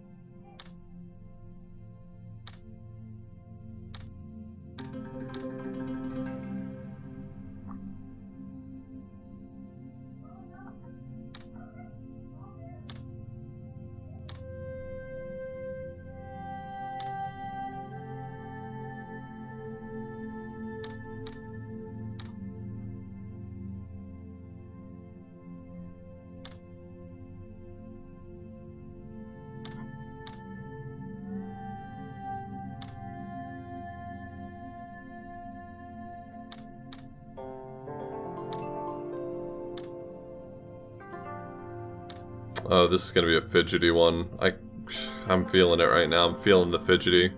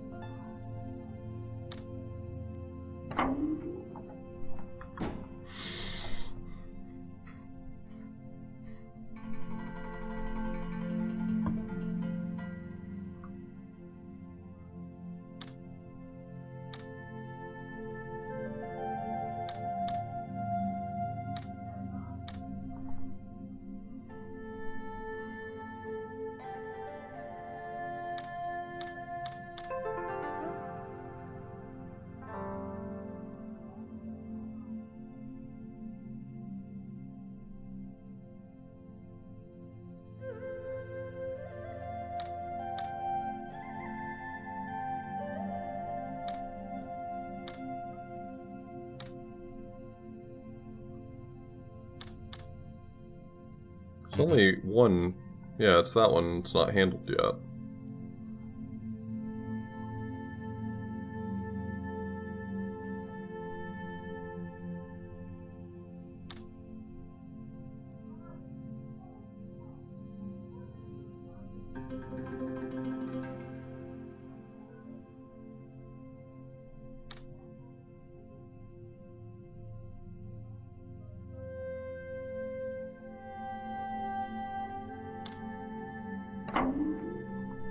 Yeah, that was the obvious solution.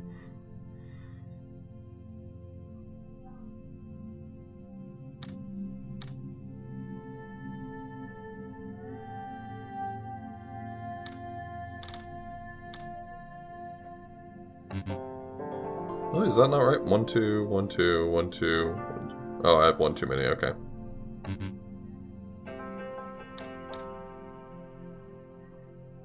Of course, now the math is just outright wrong, rather than just mostly wrong.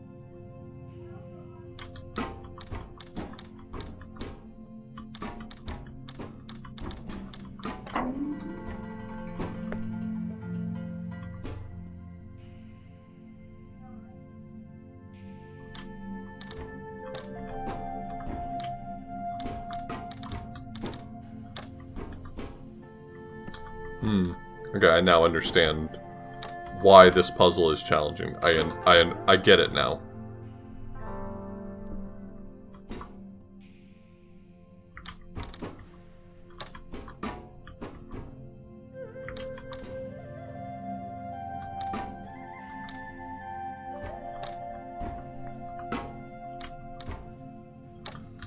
The numbers work out easily. It's just figuring out where to start this thing. It's the annoyance.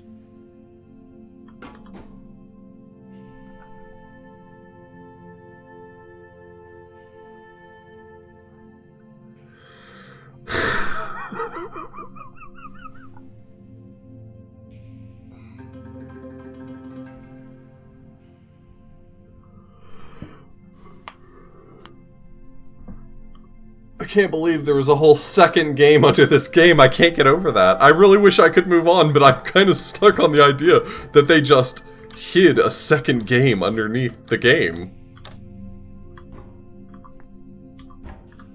What are the rules? I have to walk in a continuous line in order to complete this type of puzzle, and additionally, the region that I constrain has to contain the same number of tiles as there are dots. Which is convenient for this one, because there are exactly the same number of dots as there are tiles, but good luck figuring out where to start.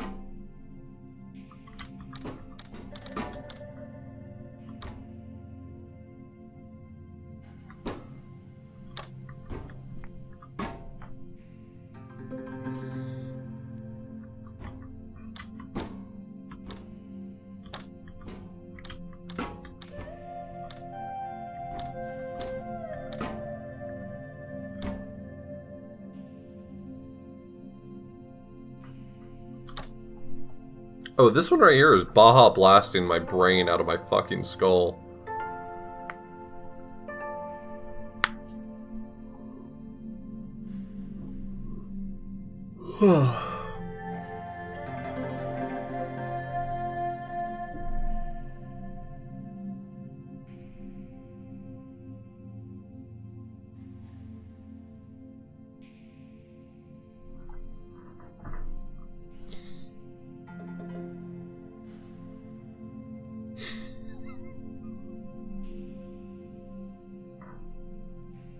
Oh, did I do the math wrong at some point? Oh yeah, you're right, I did do the math wrong at some point. Well, that's probably okay. Math was never my strong suit.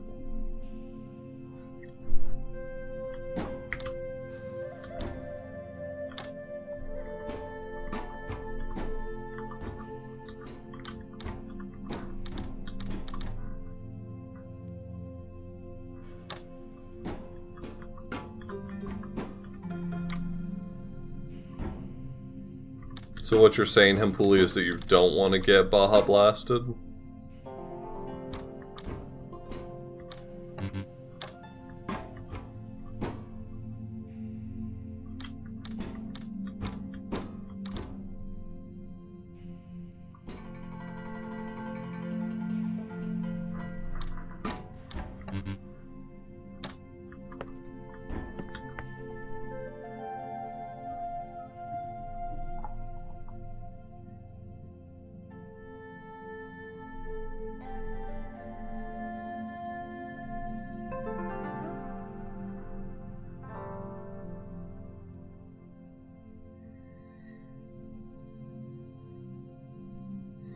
I added up the number of tiles in my head by counting, like, regions, and I think I came out with the wrong number. When if I just added the numbers themselves, it would have been a lot easier.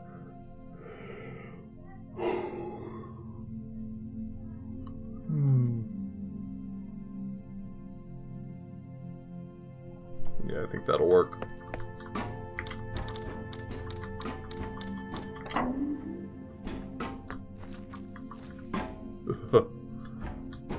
Look how big this shit is. Too big! Too big!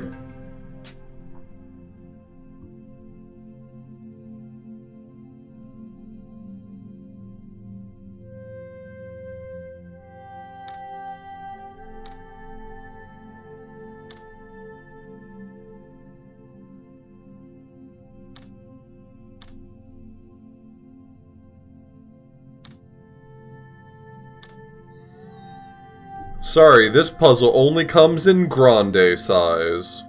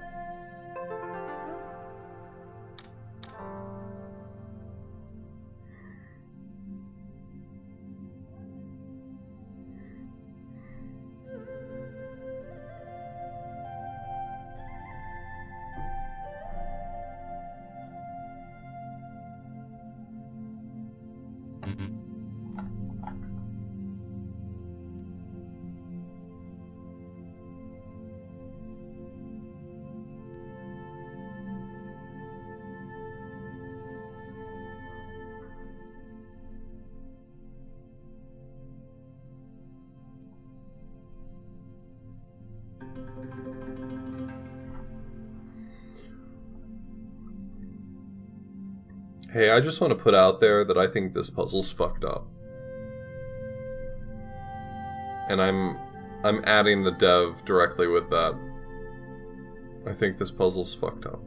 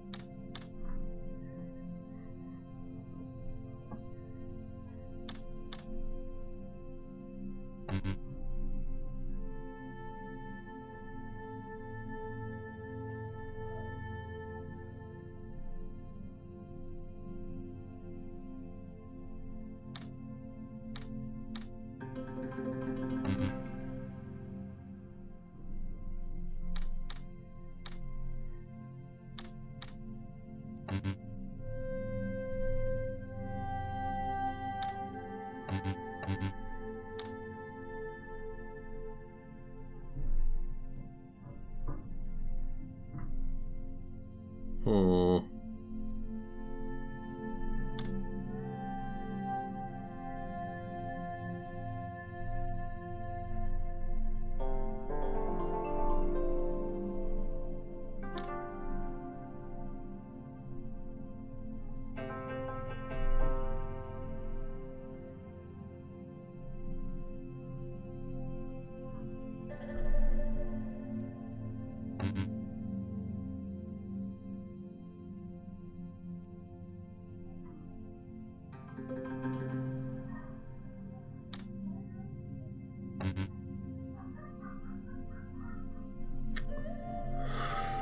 Huh.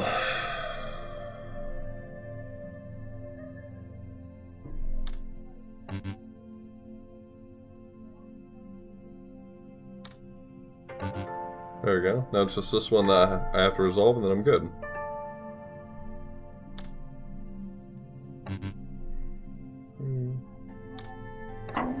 There it is.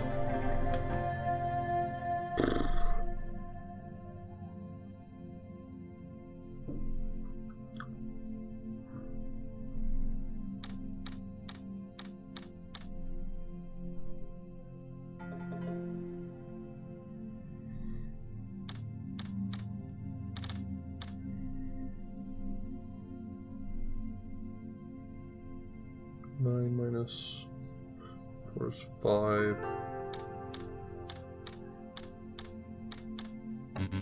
So that's the right number there.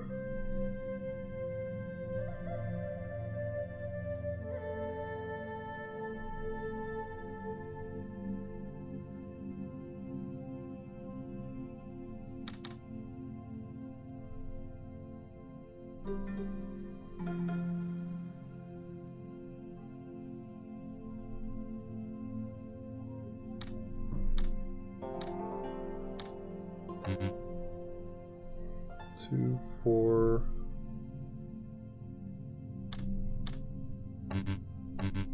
Yeah, I knew that was going to be too many.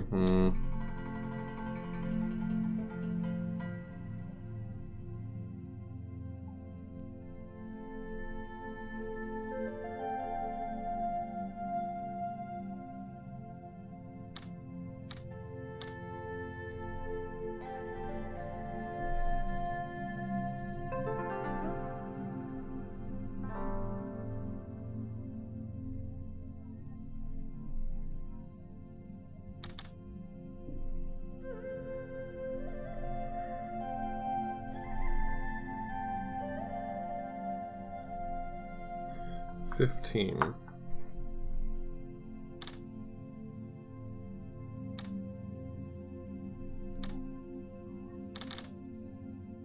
There we go.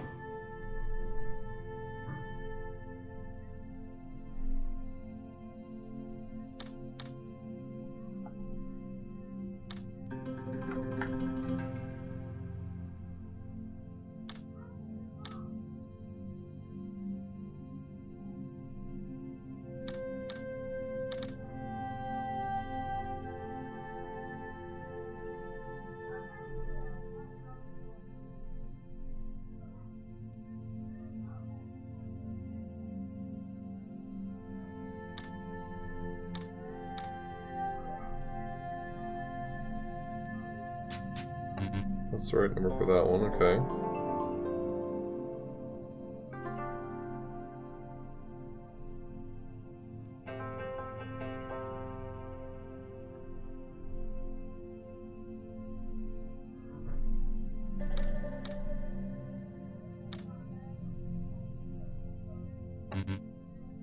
Okay.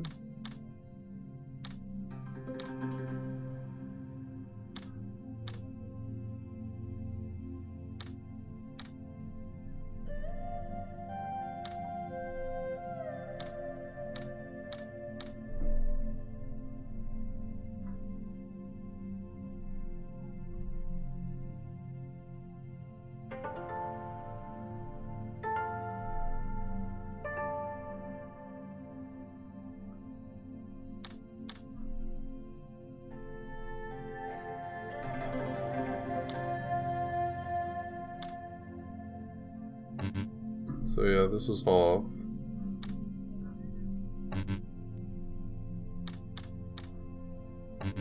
That one's fine. It's just these two that need addressing.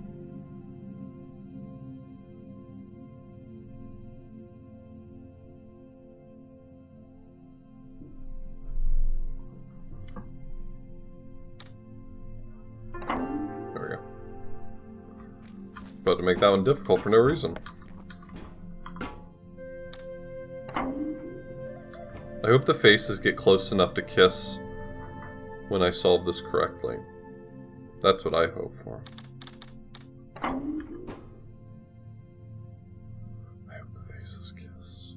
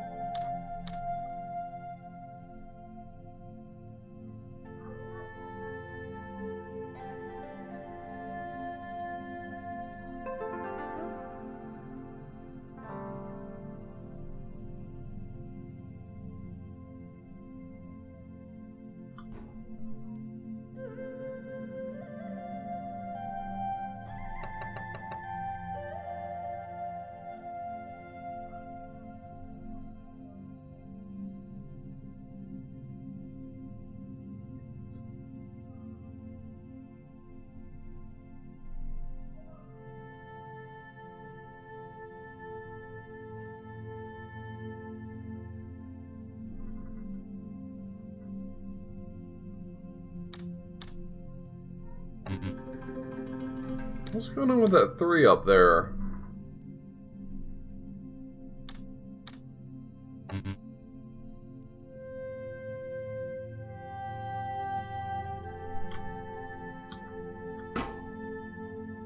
Oh my god!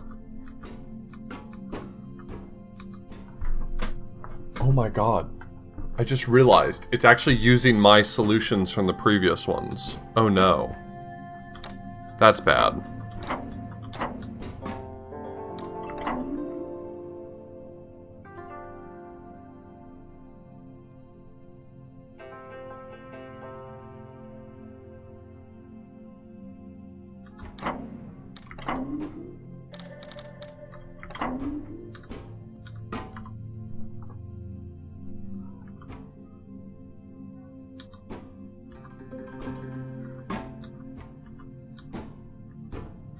Wait, is that the only valid solution?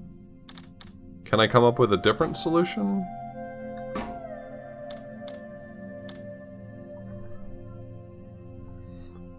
I'd like to try.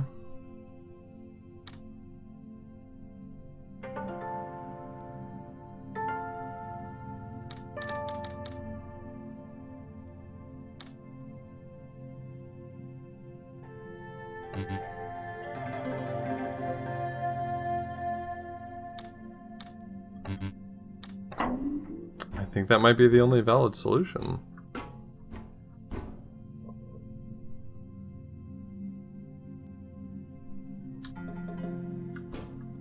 I'd like to leave this spot blank for the yellow tile, so I think I need a different solution.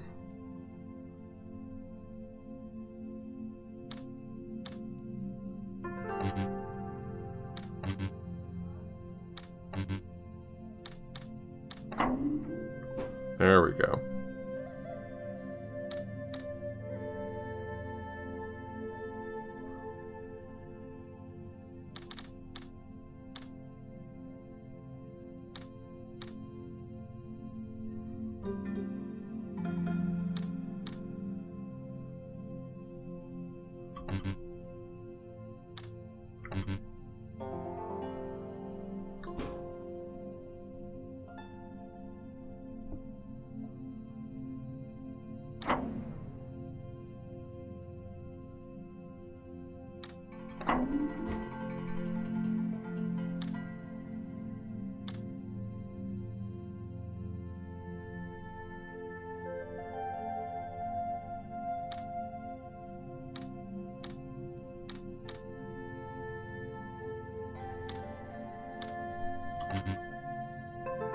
Okay, that fixed my problem I was having there.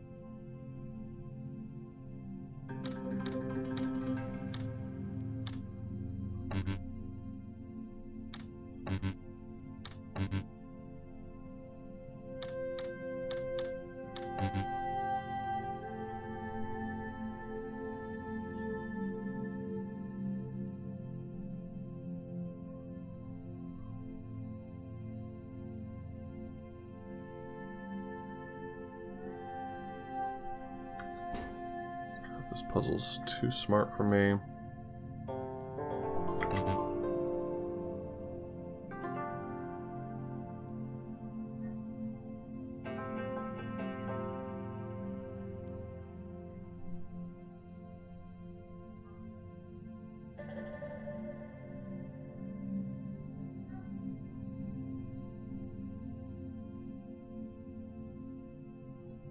Nineteen, 20, 21, 22, 23, 24, 25, 26, 27, 28. 1, 2, 3, 4, 5, 6, 7, 8, 9, 10, 11, 12, 13, 14, 15, 16, 17, 18, 19.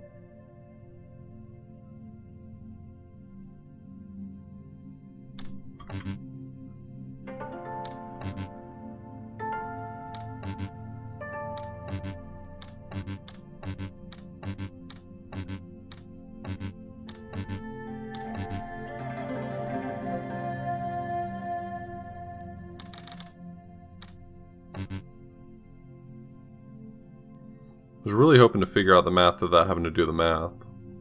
Seems like I'm not going to be able to do that.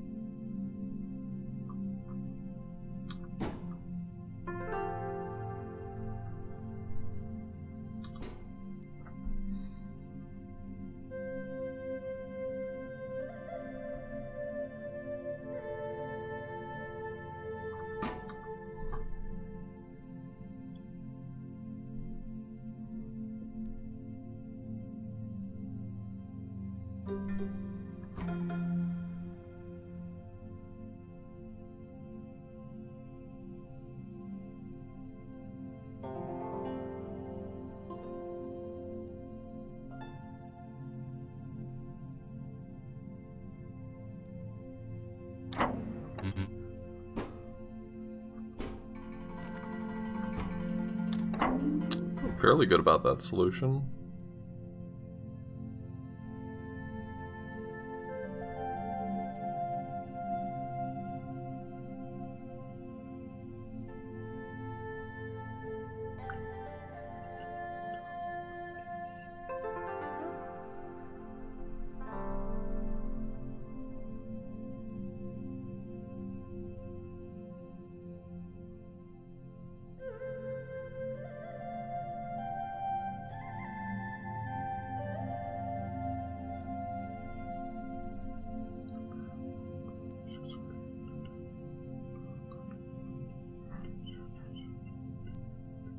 I need another 10.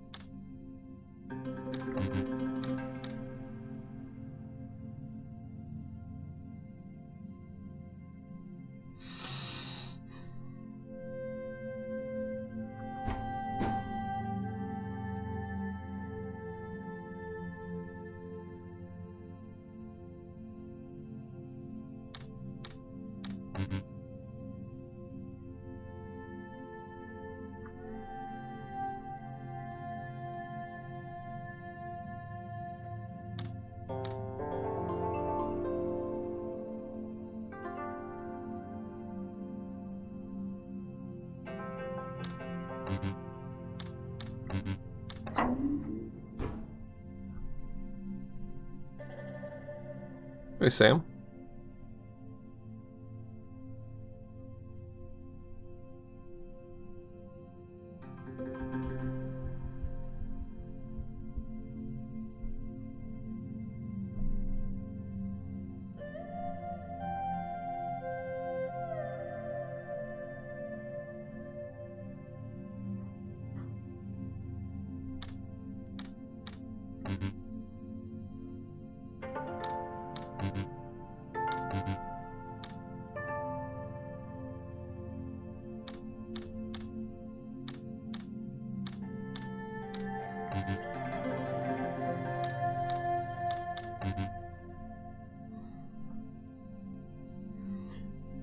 It's these up here that are just producing some real fucked up numbers.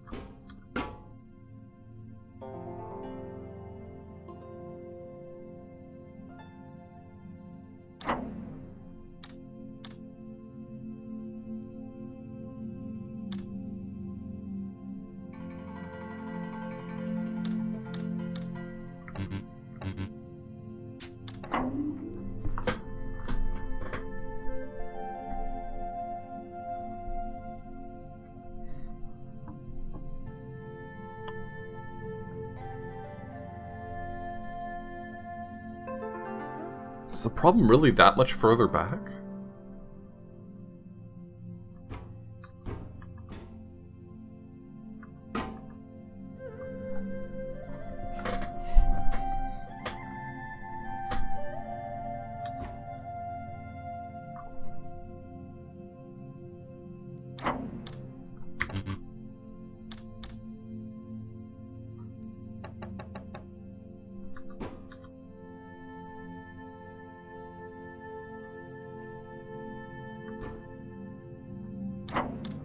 So I tried this one in the past.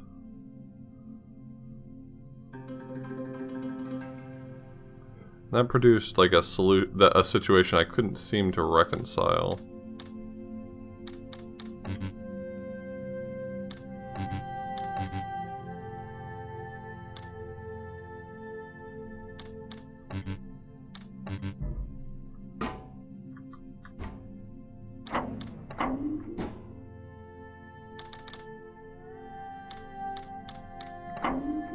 So I'm confident in that one.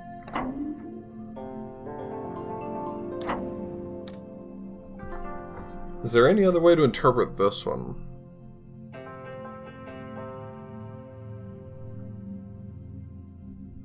Hey, can I get you anything? I'm doing good at the moment, but thank you. How you feeling? Good. Good. Alright. If you need anything, please let me know. Thank you.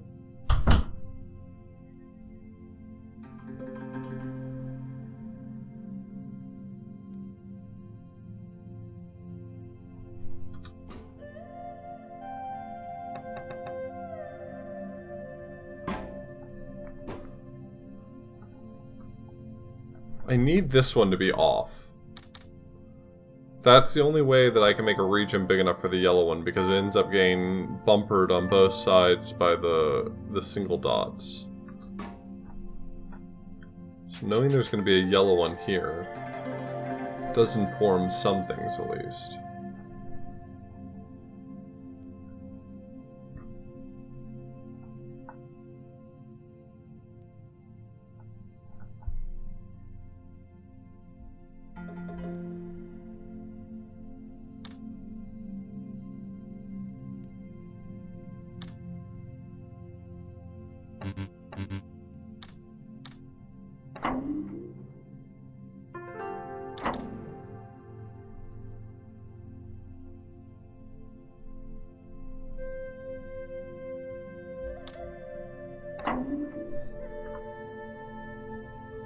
Oh, I can cut out some of these corners to help me, perhaps.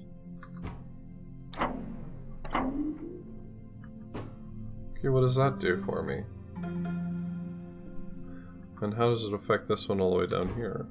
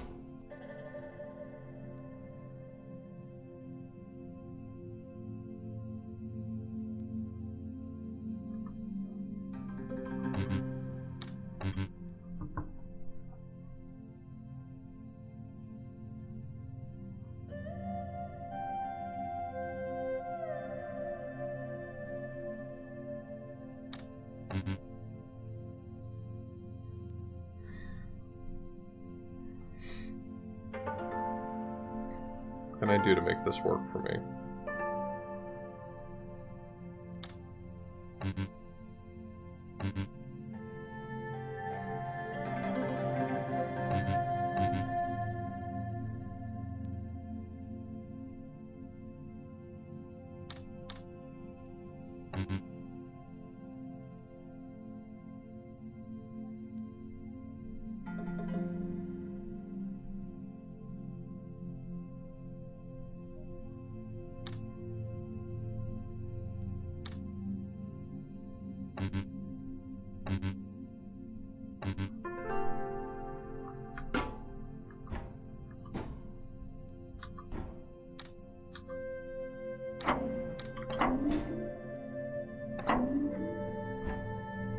Alright, well, I've done all the little Weasley things I can do to try to expand the...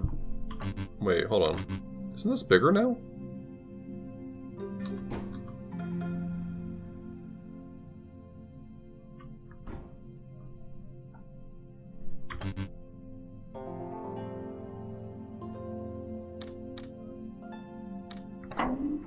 Oh, I got it. Okay, now kiss! You're supposed to... Oh, no, I clicked on something. Okay. They were supposed to kiss when I got it right. Okay, that took me forever. That was a nightmare puzzle.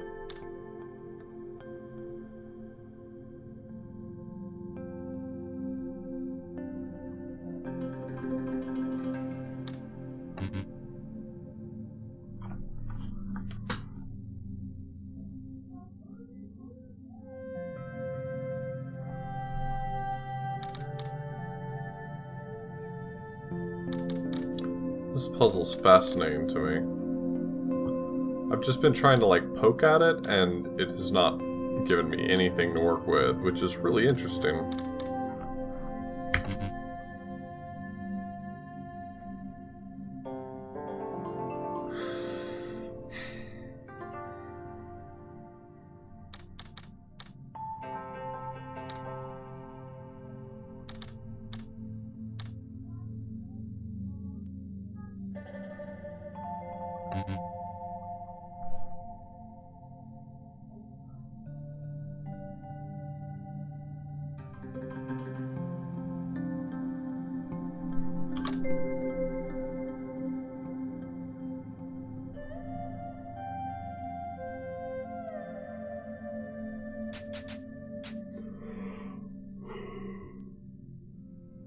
Am I underthinking this puzzle?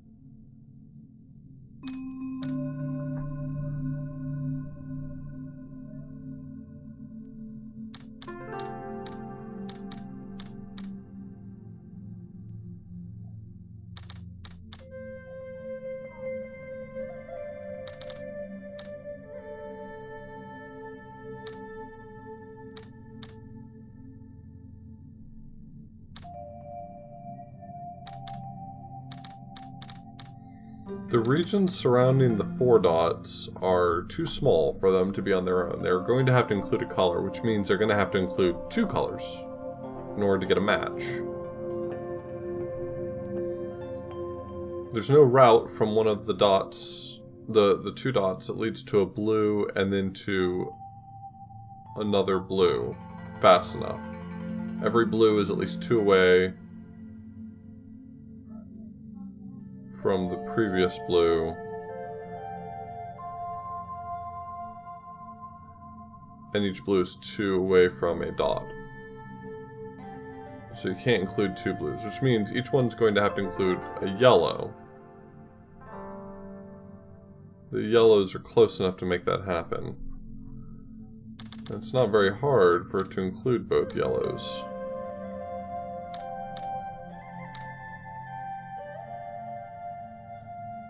Problem is, I end up with this configuration, which is correct aside from the count. It's the number that's not working. So if I switch it like this...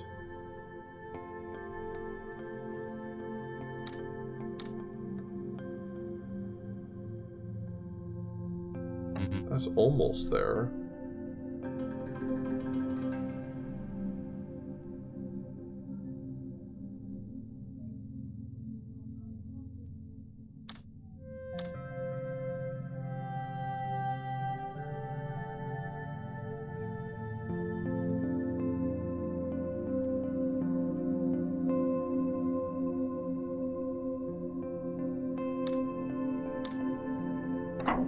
There it is.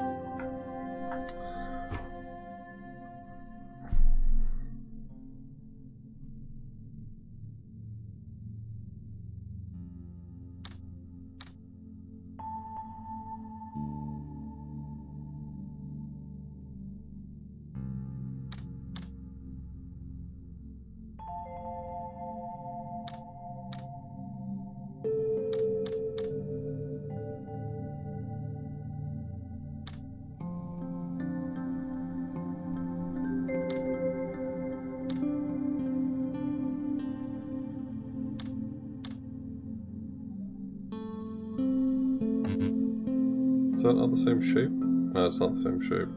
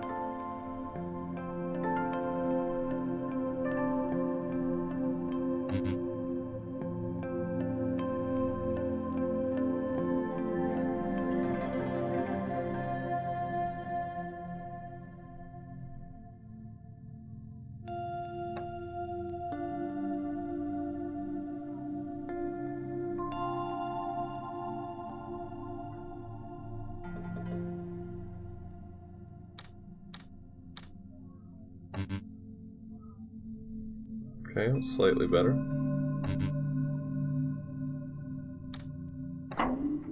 There it is. I think having the 1 and the -1 right next to each other really tricked my brain into thinking, of course those are going to go together, and realizing that that's how I handle this 1 up here.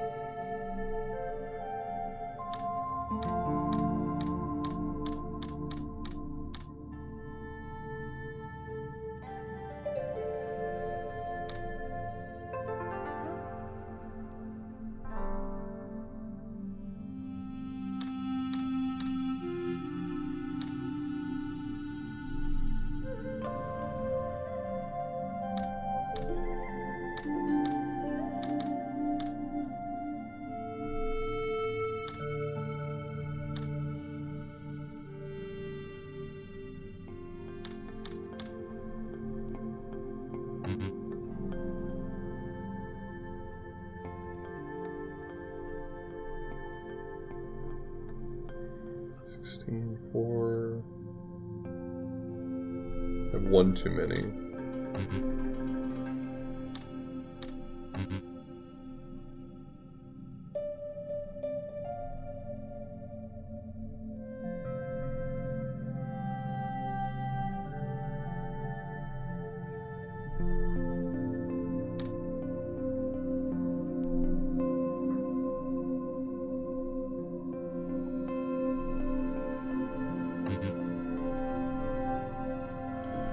Nine, 10, 11, 15. 5.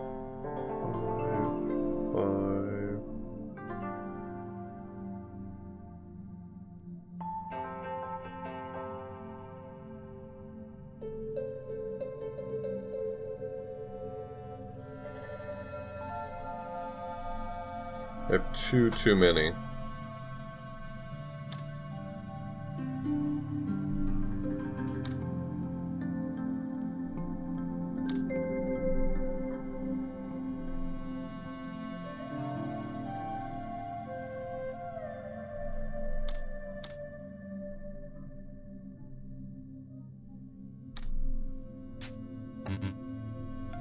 Still need to lose 1 more here, I think.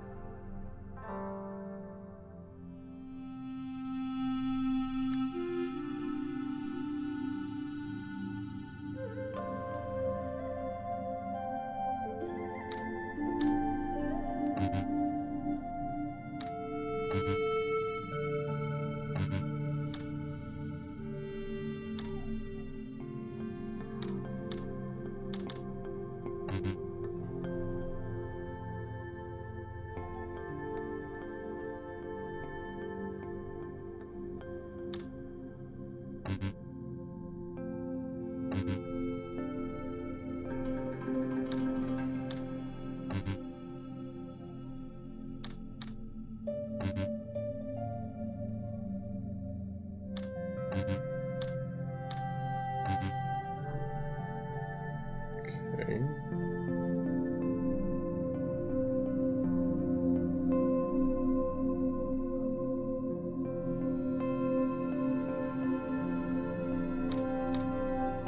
There we go.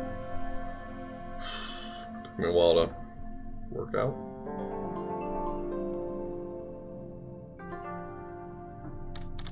Yep.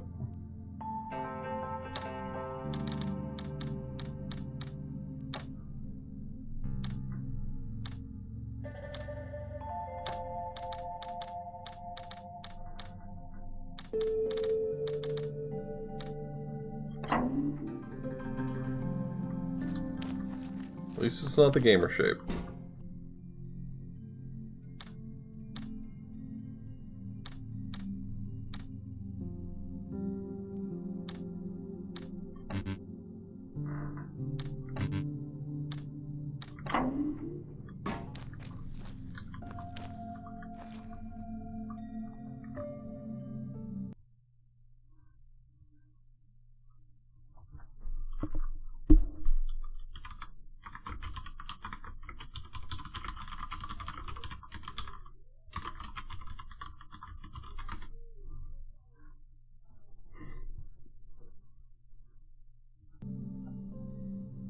Give me 1 second.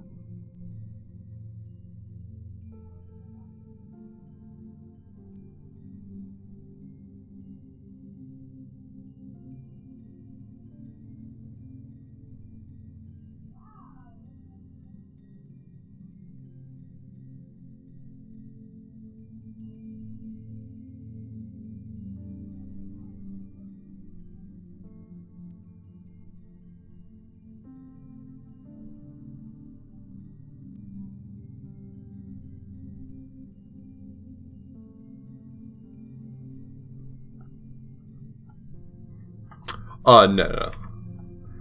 Not currently, at least.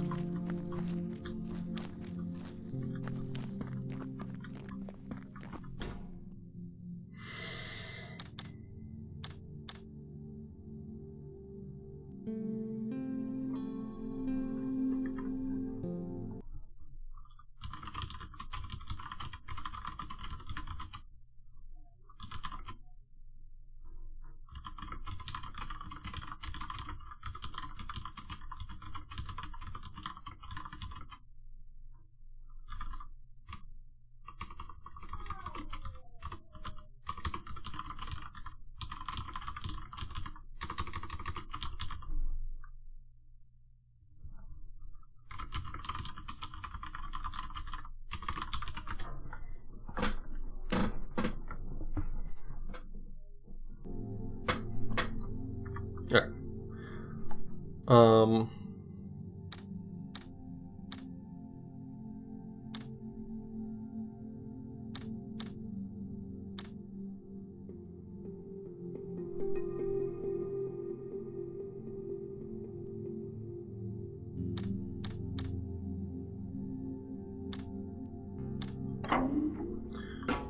Yeah, I was overthinking that one.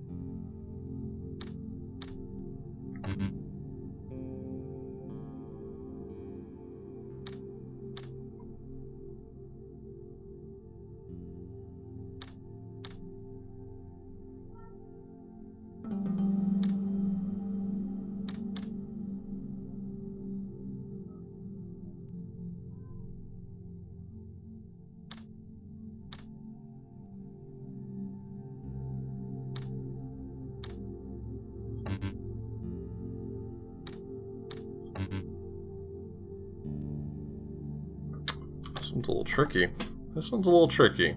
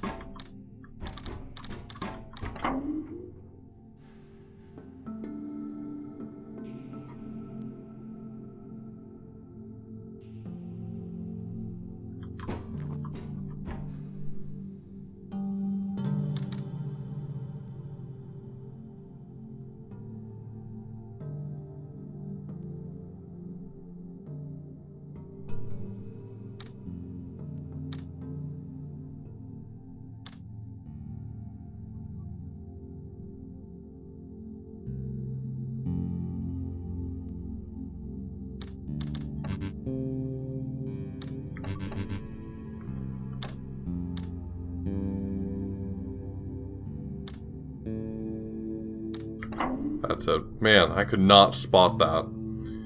I just had mad blinders for that one.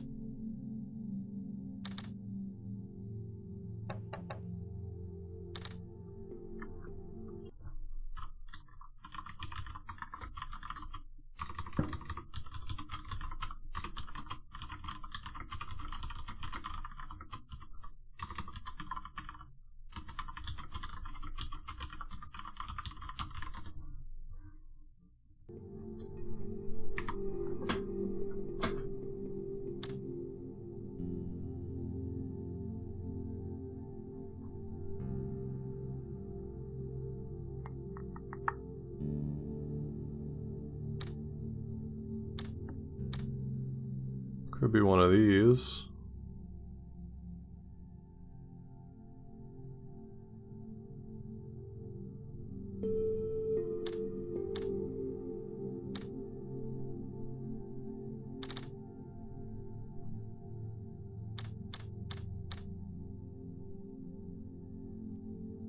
It's got to be something where there's a solid line above this.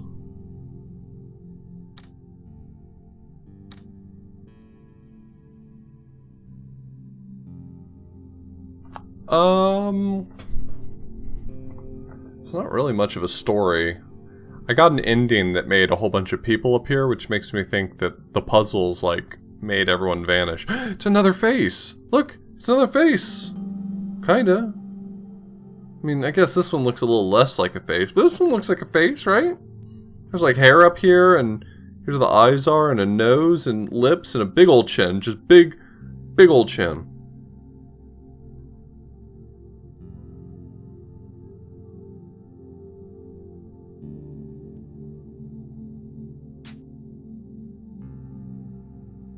Other way? Oh, it is! You're right! It's definitely this way. The nose is over here, and the lips are over here. Okay, I see it now. My bad. I like the big chin, though. I was pretty excited about big chin representation. Not enough games are brave enough to, you know, add big chin representation, but I thought we finally had one. Thought this was going to be the game. Well, maybe next time, folks. Maybe next time.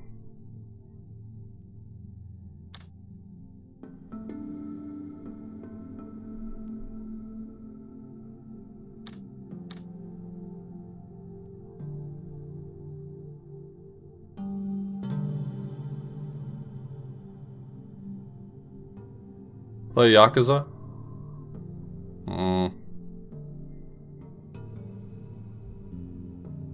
I don't think I'm gonna do that just because of chins, if that makes sense.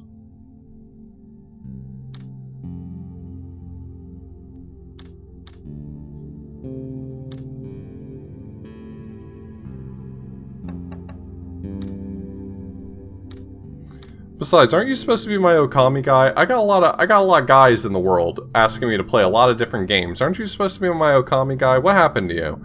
You fell off. If you start becoming the Yakuza guy, the lines get real blurred.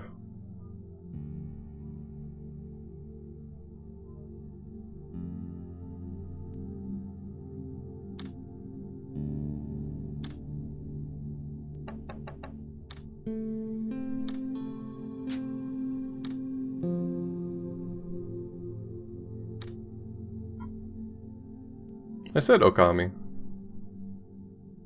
Okami.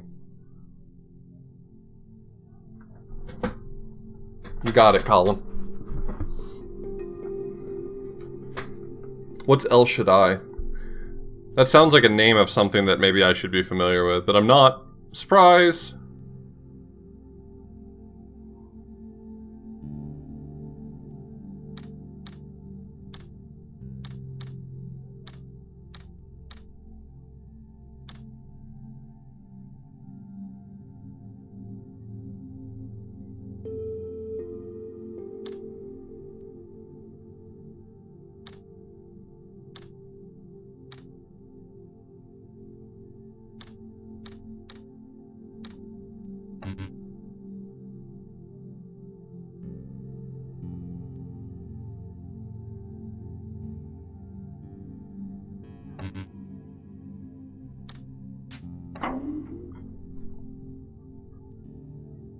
Okami. Okami. That's how they say it in the title screen. Okami.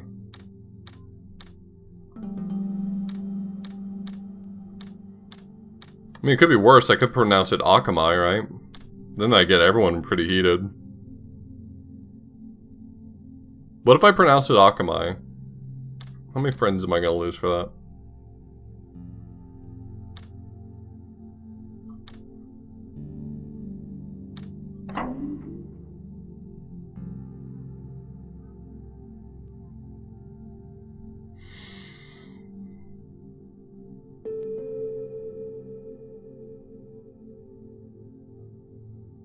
When you say settle for being the AI guy, do you mean iSomnium Files? Are you asking me?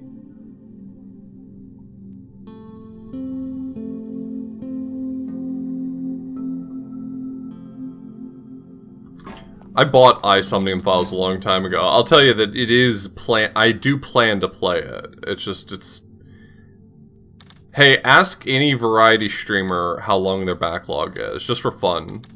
And then, if you can get them to stop crying for a second, understand the struggle that number produces in a person.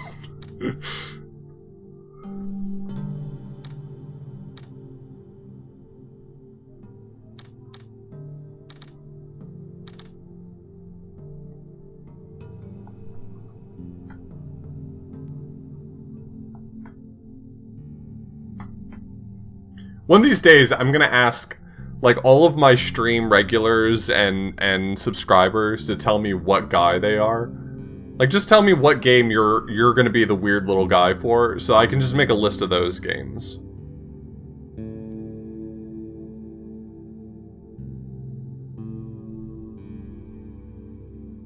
Just good information to have, you know?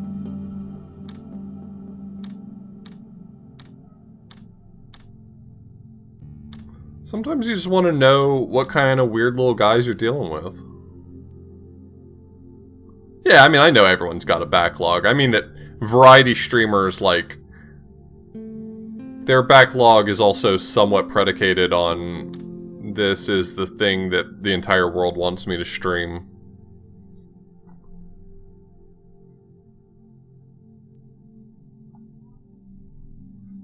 Chibi Robo rules. I wouldn't mind playing Chibi Robo sometime.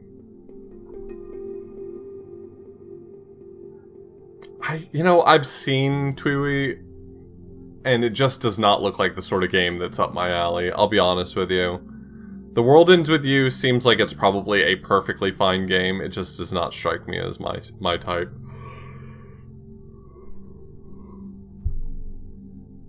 I played Snakebird, yeah. I played it up until like the last handful of levels, and they were too smart for me. I ran into the same wall with Snakebird that I did with Baba.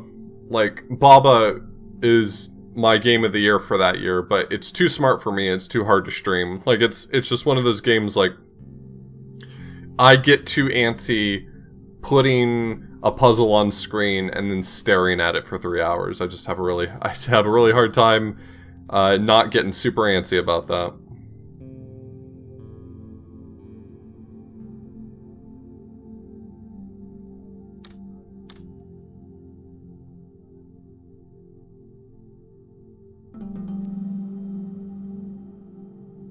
Damn, this one's fricked up.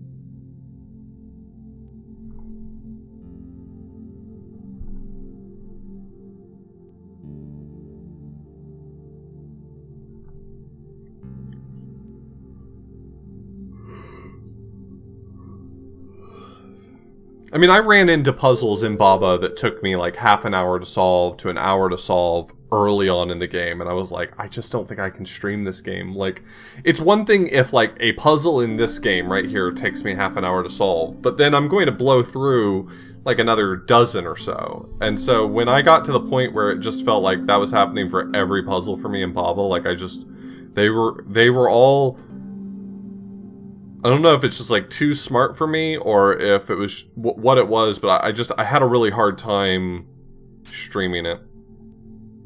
I've gone on to like have it be my, I'm taking my laptop on a plane and I'm not going to have internet. I'm going to play more Baba. That's kind of what Baba has become for me now.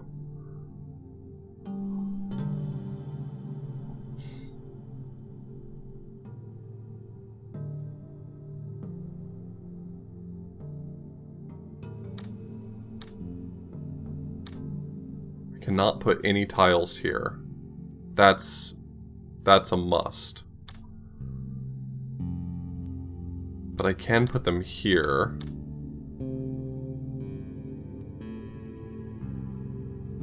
I can't put ones here.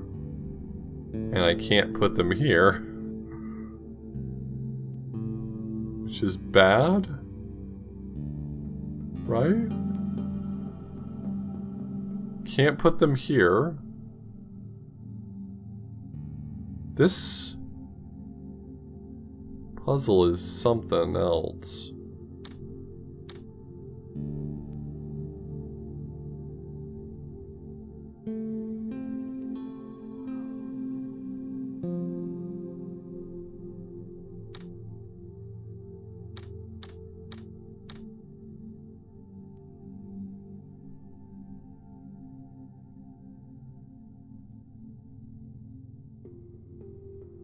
Yeah, La Mulana at least felt like one of the things that probably made La Mulana take as long as it did for me is it was very hard for me to just like sit and focus on a puzzle and kind of like run through all my notes. I felt pressure as a streamer to like go run off and do something, like go run off and like kill some enemies or slash at walls so I could change rooms more often.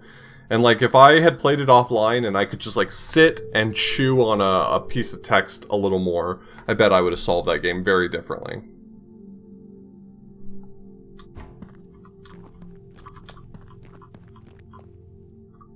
That's an ear.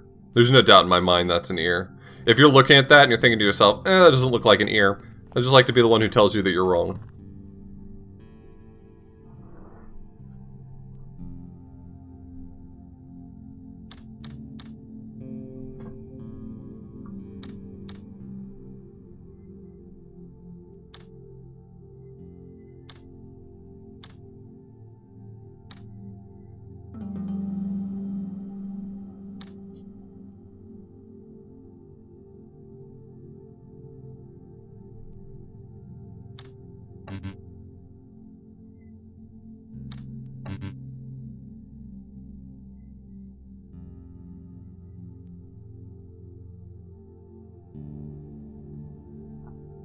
That's kind of a face. Yeah, that's kind of a face too. What the frick?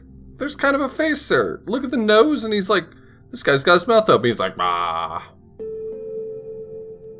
Oh, is this guy doing a big pog? Okay, never mind.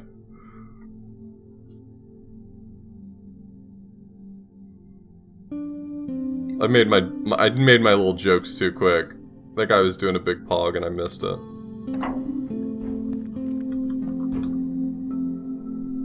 I'm pogging? I'm pogging?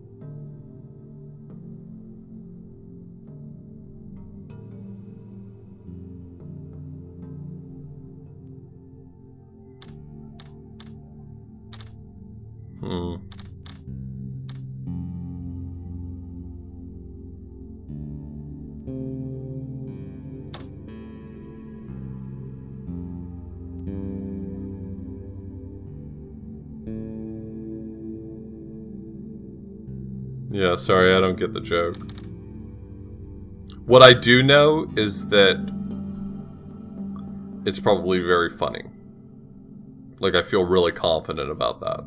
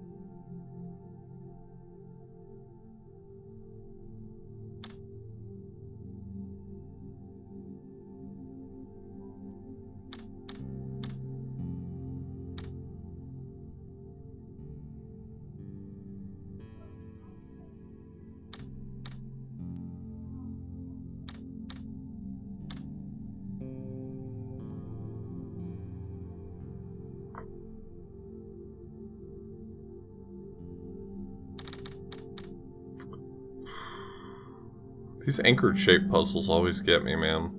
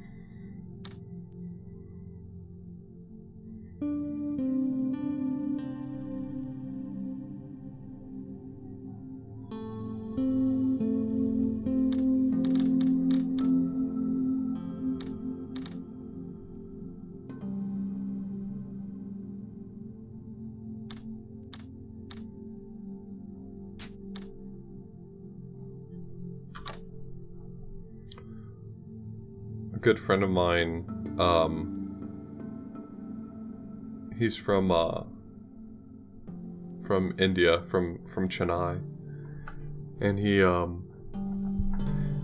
his mom has come to visit him for a few months, here in the States, and he invited me and Sky to have lunch at his house on Saturday. His mom's cooking. And I'm so excited. It's all I can really think about for the past few days.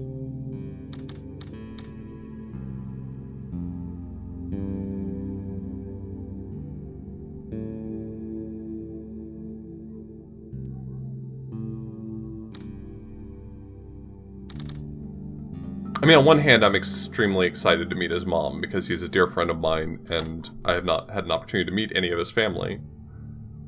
But also, authentic homemade Indian food. It's like, that's gonna bang.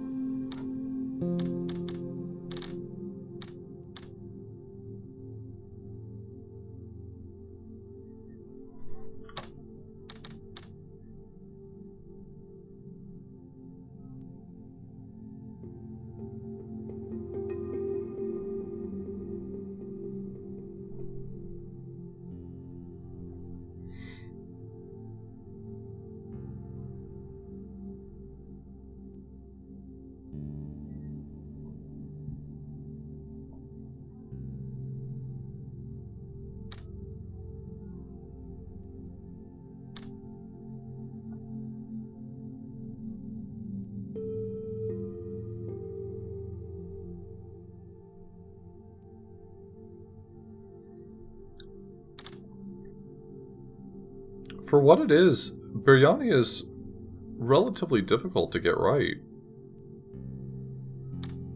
I got some instructions on how to make a homemade biryani too from a friend of mine, from that friend, sorry. And I haven't been brave enough to really tackle it because it's a lot of work.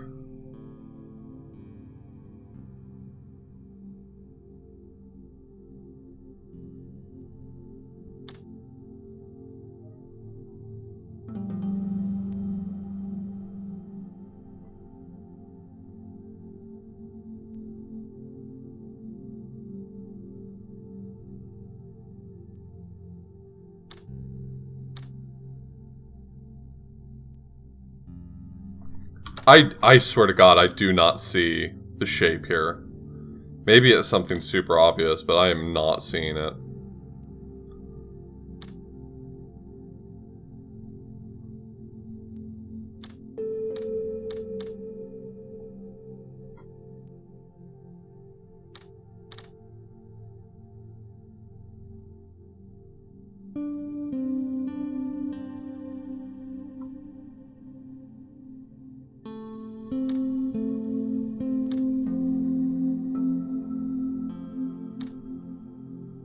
This might have promise.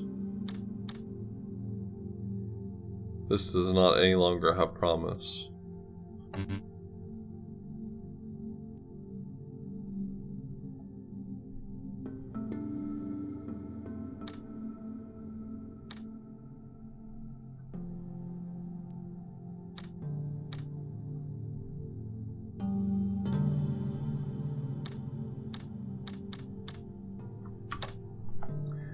They're so crowded up in this corner that figuring out what the actual shapes are is tough.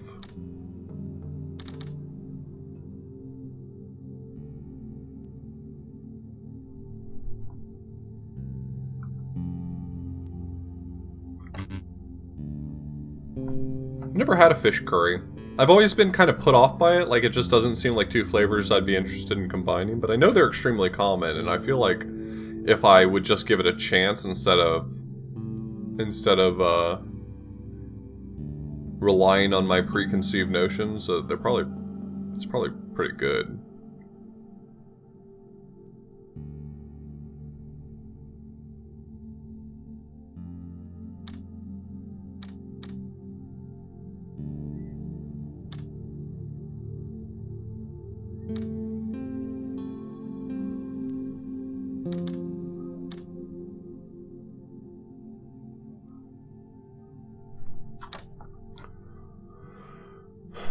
They're so crowded in here, it's so hard to figure out what the shape is.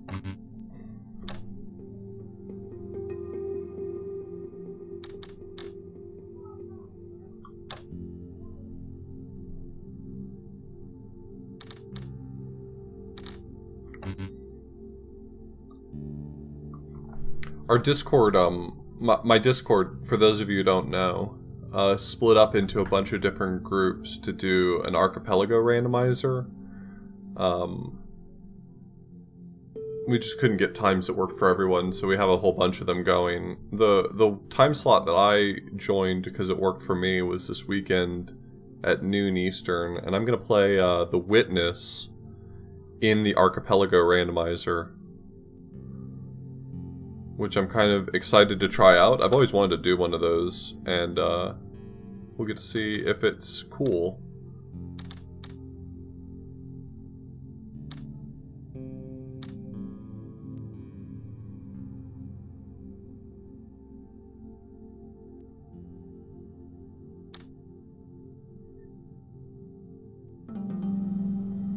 It's this little triplet here that keeps screwing me over.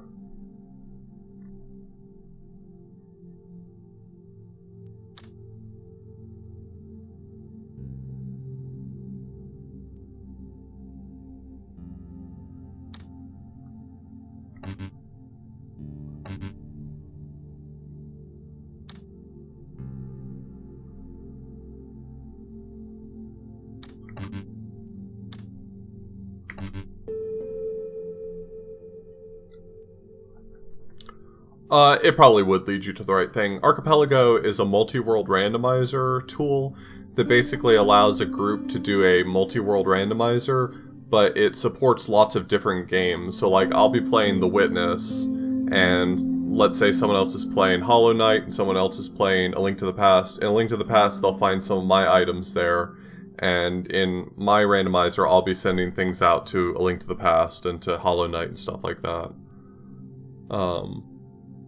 It's just kind of a multi-world that doesn't restrict everyone to playing the same game, essentially.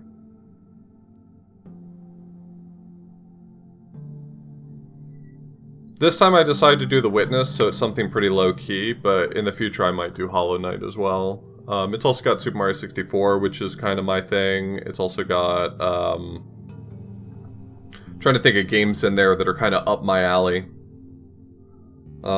I'm not very well equipped for Link to the Past. I don't know very much about Link to the Past randomizer, but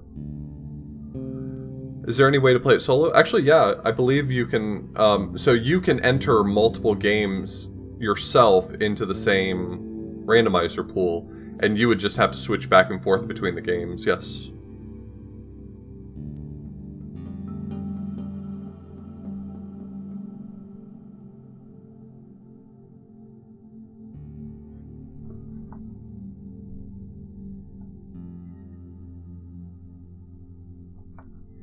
Well, you know, Zed, if you want to, you can check out on Discord, if you go to the Play Together room and check the active threads, there's like 3 different rooms of people who are setting up, like 3 groups. None of them have happened yet. They're all scheduled for soon. If any of the time slots work for you, you could always just jump in.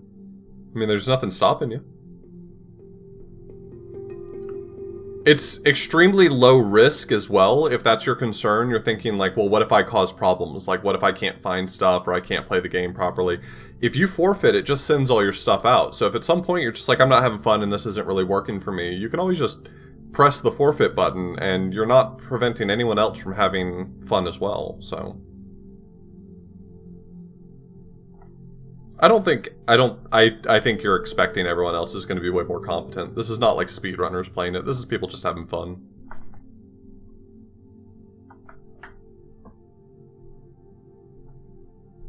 Anyway, I'm not trying to like force your hand into joining in. I'm just saying like the cost of trying it out is low. That's all.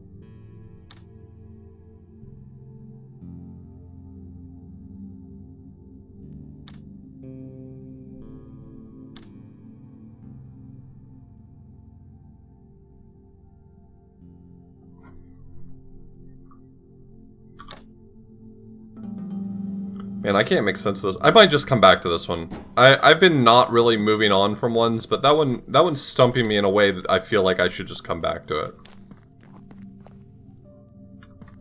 I totally understand, Zed. Do what makes you happy. I just want you to know that you and anyone else from my community who wants to participate in one of those is more than welcome. I almost had it. Cool. I'll come back to it with a fresh mind and probably nail it. That's always the good thing about taking a break, is that you almost never lose knowledge progress.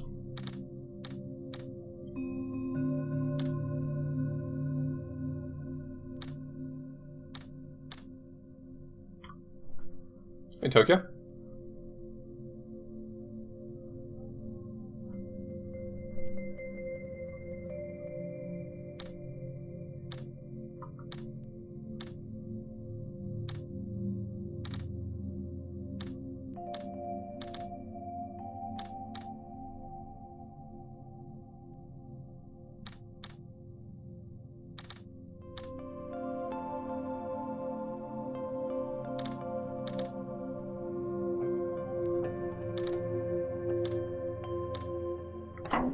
There we go.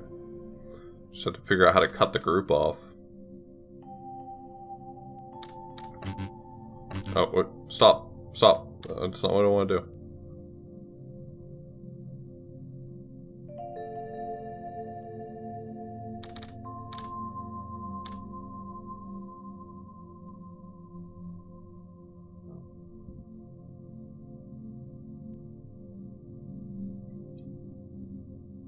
I think I want to release the two black ones.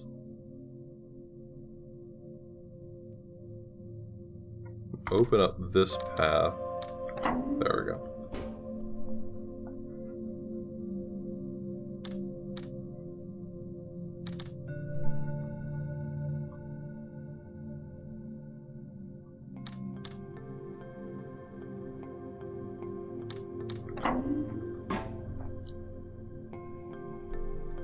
Sometimes your brain just needs to rest from a puzzle. I think the biggest mistake you can make when you're working on puzzles like this, in games like this, is to, like, force yourself to stare at a puzzle till you get it. Sometimes you just have to walk away. I think there is genuinely a real skill involved with knowing when to walk away. A skill that I don't think a lot of people develop, that they should.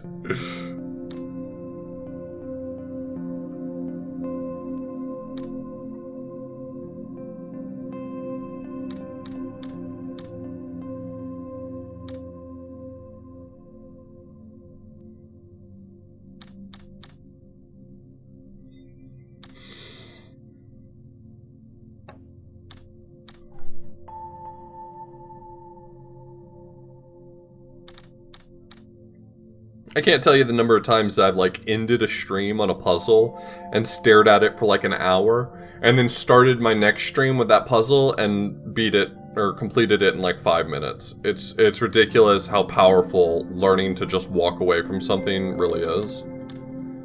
And I think people get really hung up on the idea of not walking away from things when they should instead just walk away from things.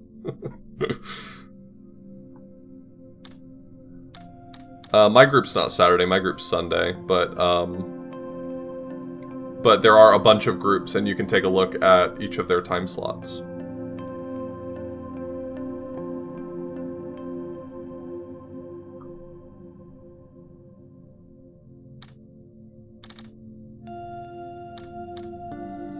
We tried to find a time that would work for, like, a big group, and no time worked for a big group, so the kindest weapon... I'm just gonna say kindest. Kindest was kind enough to find 3 time slots that worked for pretty much everyone.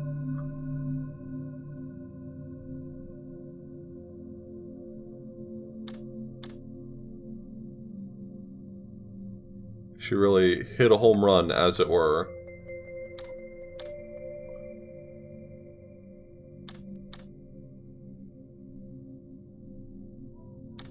They're powerful, I wouldn't cross them. Cross her.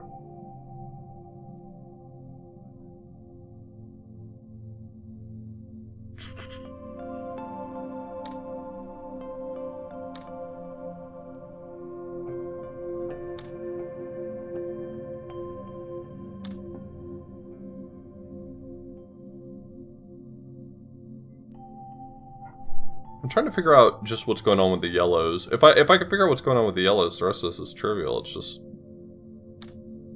getting hamstrung by them.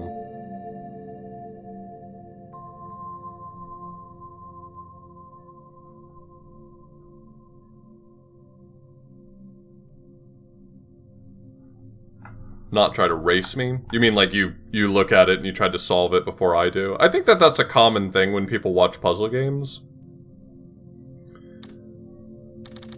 I think the part where it becomes a problem is when everyone in chat tells me, I figured it out, and it's like, buddy, I'm gonna be here for the next half an hour. Please understand how I feel.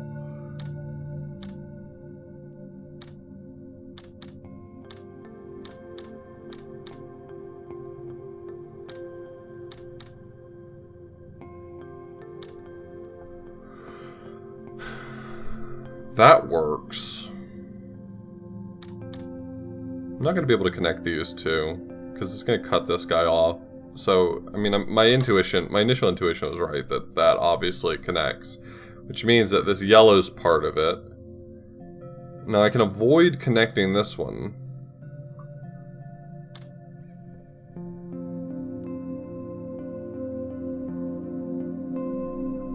Good, let's keep it that way, Essa. Let's keep it. Let's... I know the rules. That's the entire group of people that have to know the rules.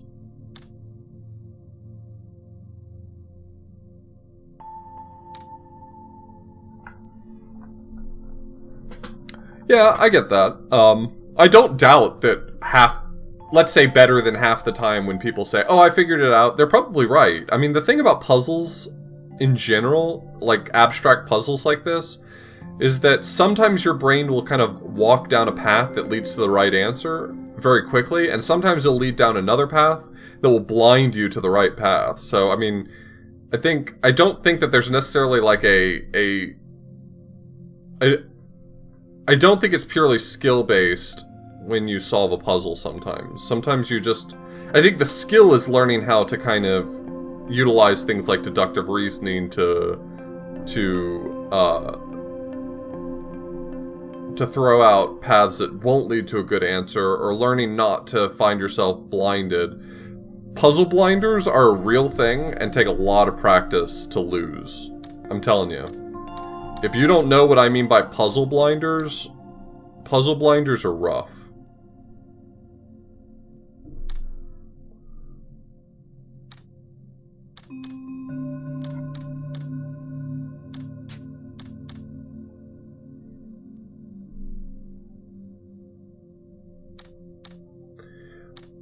I think it's the case that these two have to go together. I think I can deduce. I think I can provide a rationale for why these two have to match. This one has to be on because this one's on, and they have to be paired. And the only way to draw a line between them would be to go around this direction, which means that this guy ends up getting sectioned off from the other ones. So the only way to bring him back in is to turn this one on, and that connects him to here. So I think this is correct. I think this is right. Fuck.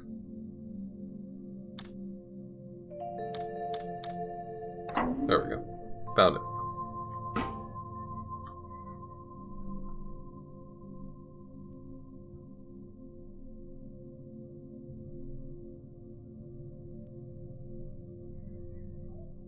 I think it's possible to develop the logical tools you need to be able to solve puzzles better, but I do think that there's, like, when it comes to, like, how long does it take you to solve this puzzle, I do think that there is an element of randomness in play, of just, like, whether or not you walk down the right path to start with.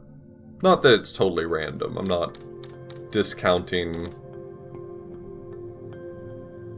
the process. Does this just actually work on its own? This almost is a totally correct solution on its own.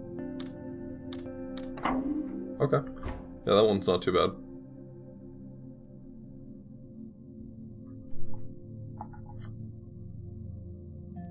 This one's locked on, and this one's locked on. This one's locked off, which means this one has to be off, which means this one has to go north through here. These two are forced off, and...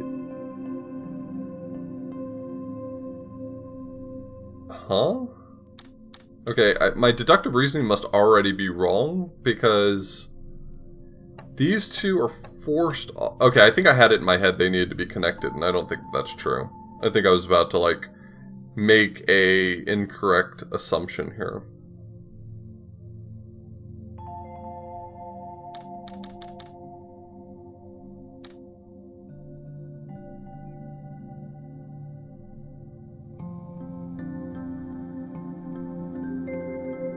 This one has to be on just so that all three of these aren't connected. So let me assume that that matches with that. That's going to be a handy assumption for me to have.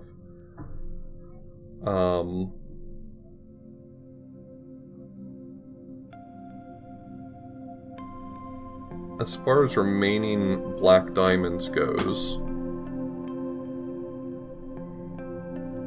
I have 3 unmatched over here. And I have 4 over here? No, I guess there's this one right here. Okay. This one's gonna have to be off. I think that's true, because this one has to this one has to connect to this one up here. So because it's sort of cutting across the whole map,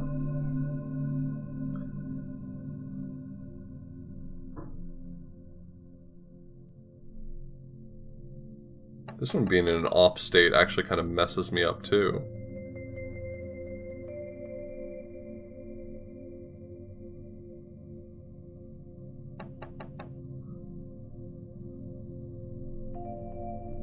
These can't match. Oh, well, I guess that's not entirely true.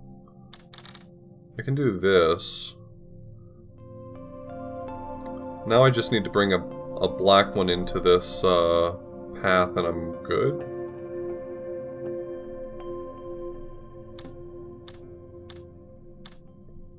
I don't necessarily know that that's right, but that'll serve my purposes for now. I can add this one in, and now I've covered all that.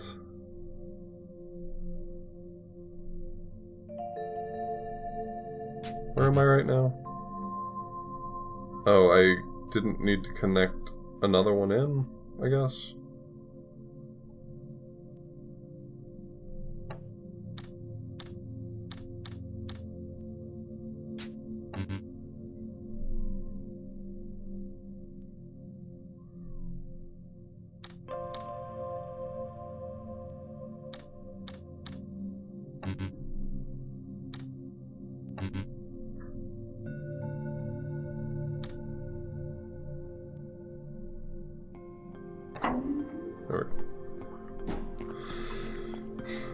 Felt like I was entering slight brute forcing territory there for a moment, but that's okay. That's not the end of the world.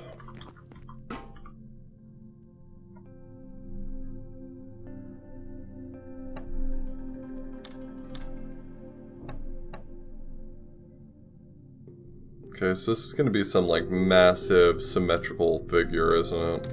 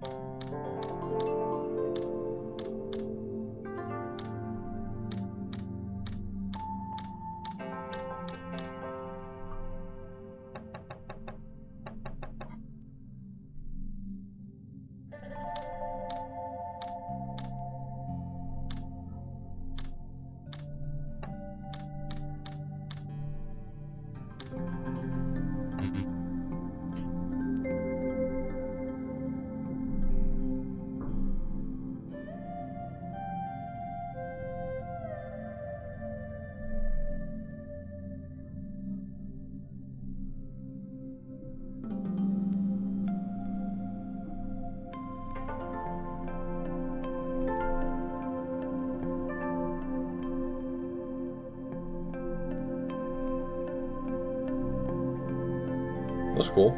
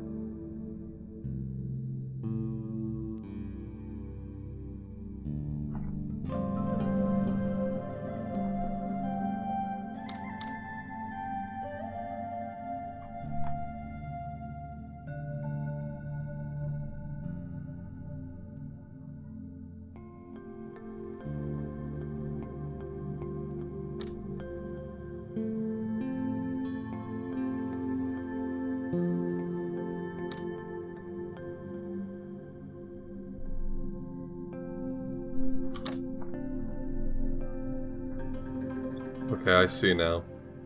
It needs to incorporate this square because it's going to match with the shape.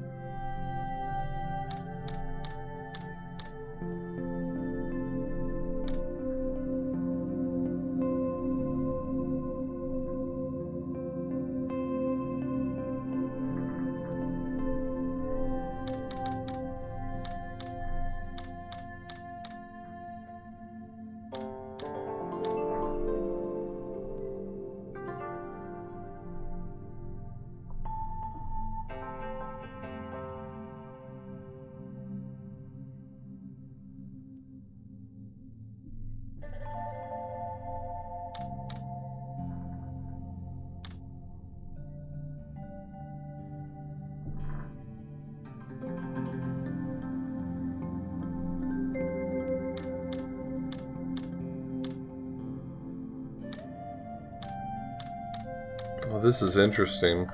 Because of the sort of forced direction here, and the forced direction here, this becomes a really non-trivial shape. This forces me to go down below the white diamond, but then above the middle point in order to grab this.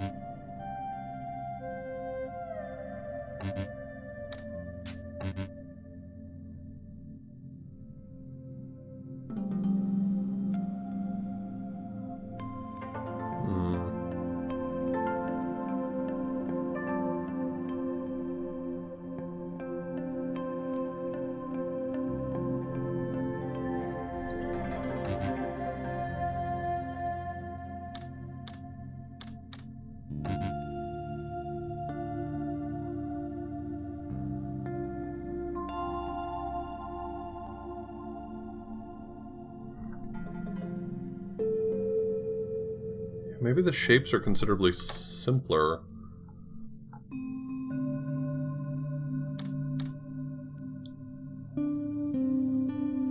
And the diamonds are just here to capture some of the shape pieces.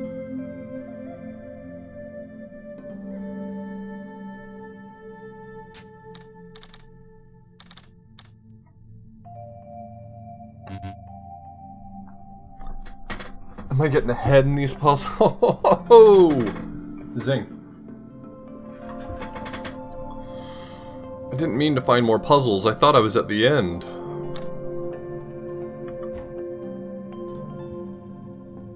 Nine. 1, 2, 3, 4, 5, 6, 7, 8, 9. So I need to connect all these.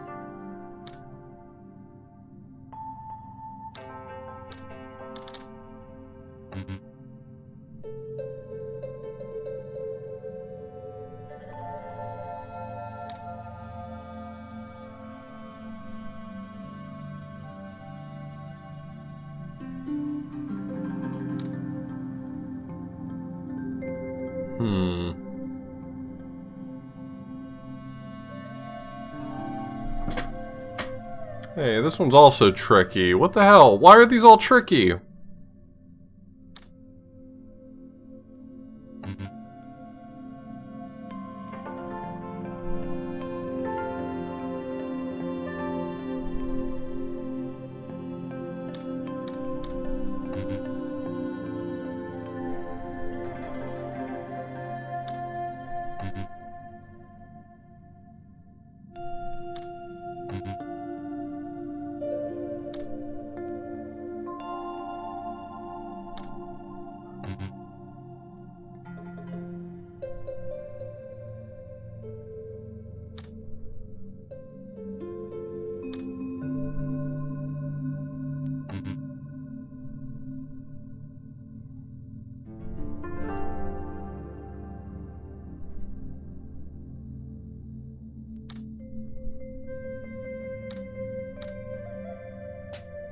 There we go.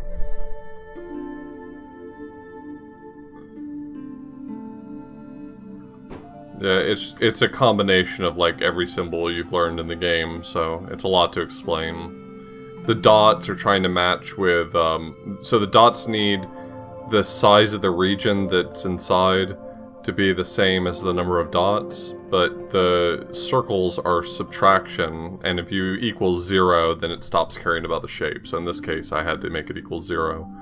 Diamonds are trying to make it match with something of the same color, and in this case, the yellow diamond is perfectly happy to match with the yellow petals of this flower.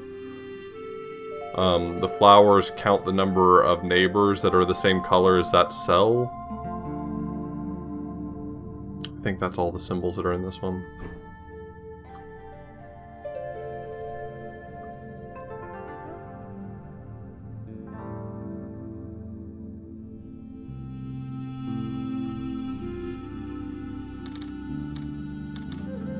It's a lot, yeah.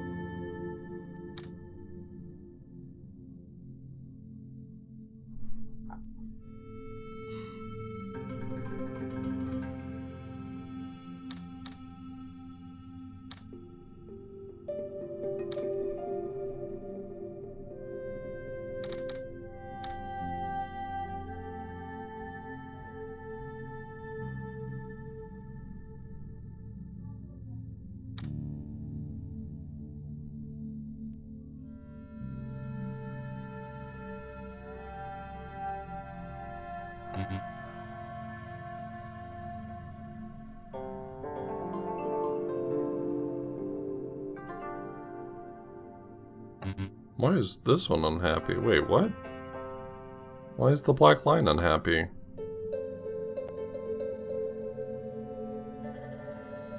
That guy should be perfectly fine.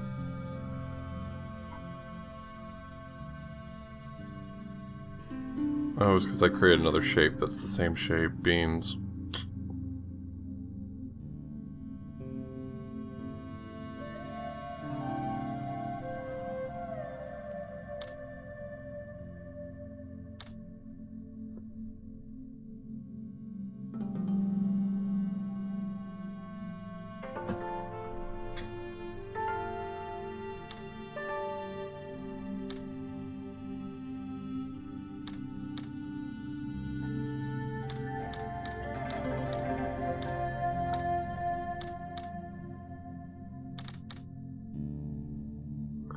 That's not going to be the right size anymore.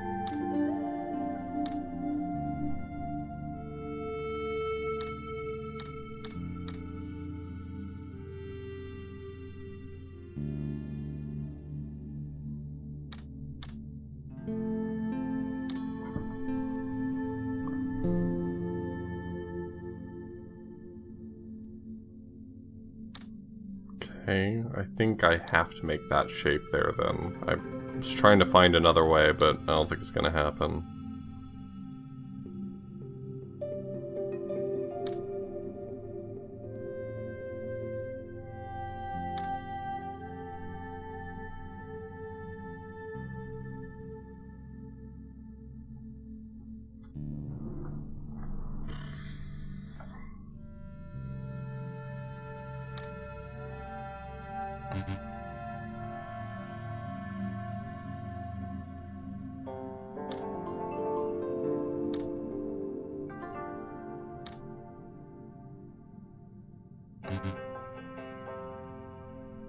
Yeah, that breaks too many things for it to be right. This 3 right here is having a real rough time, I'll tell you that much.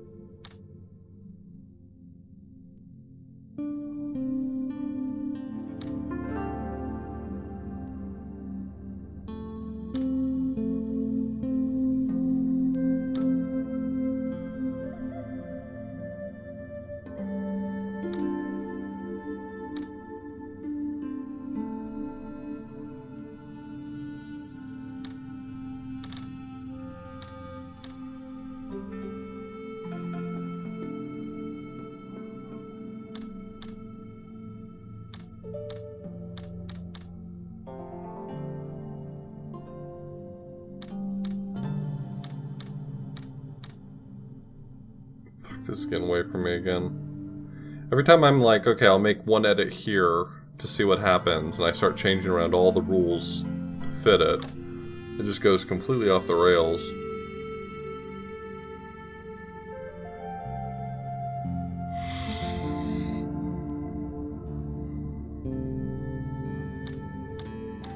This much I know is true. That has to be correct. Right here. It's small, but it's somewhere I can start.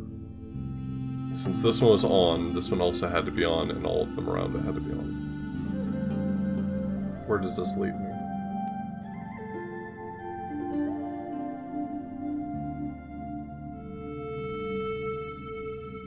It means I know that this one can't be on, otherwise this white shape would not work. So it has to be off.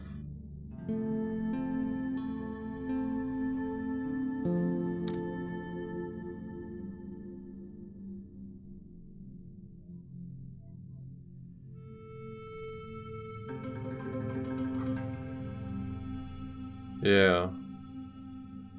Yeah, the meta puzzle zone was pretty sick. I kind of miss those days, if I'm being honest.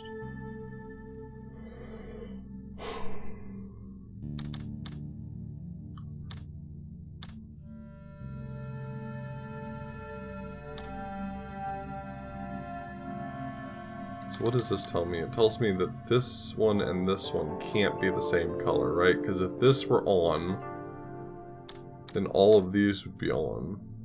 And this one being on would tag it to that one. So I know that whatever the case, these two are different colors.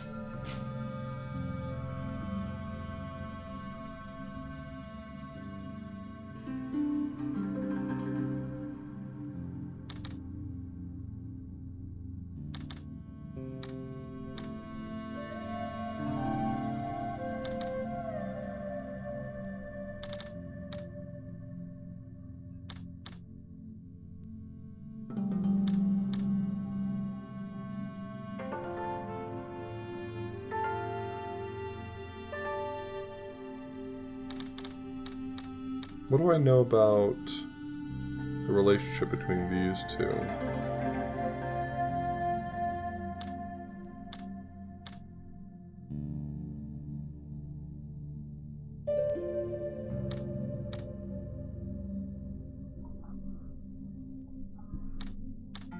Could also be like that.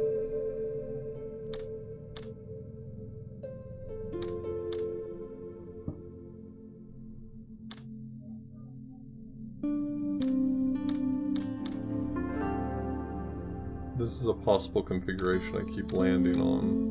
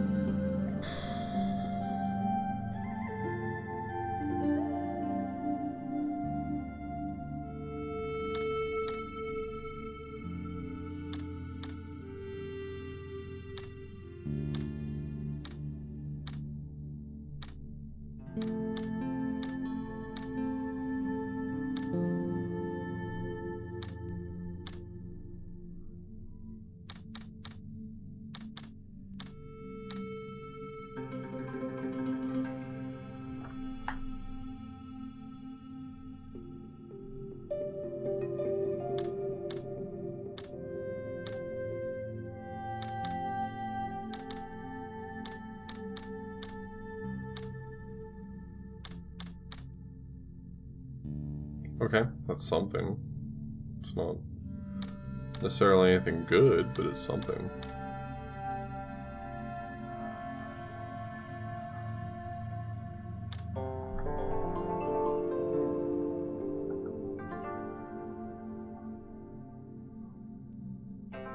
It's too large. This region just is too large.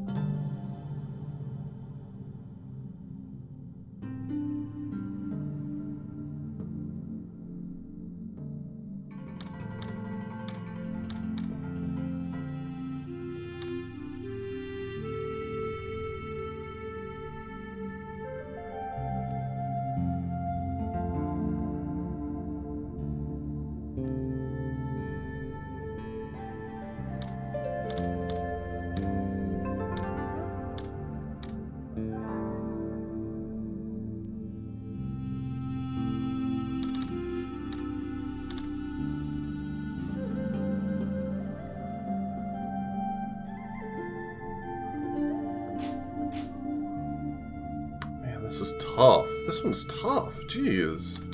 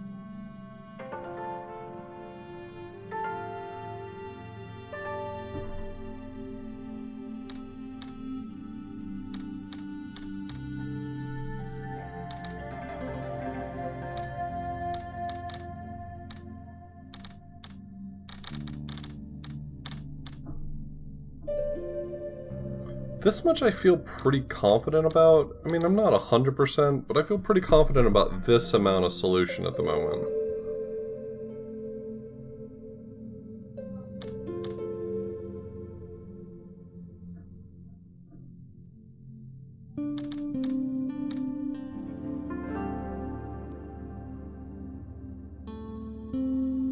Some issues down here fixing this.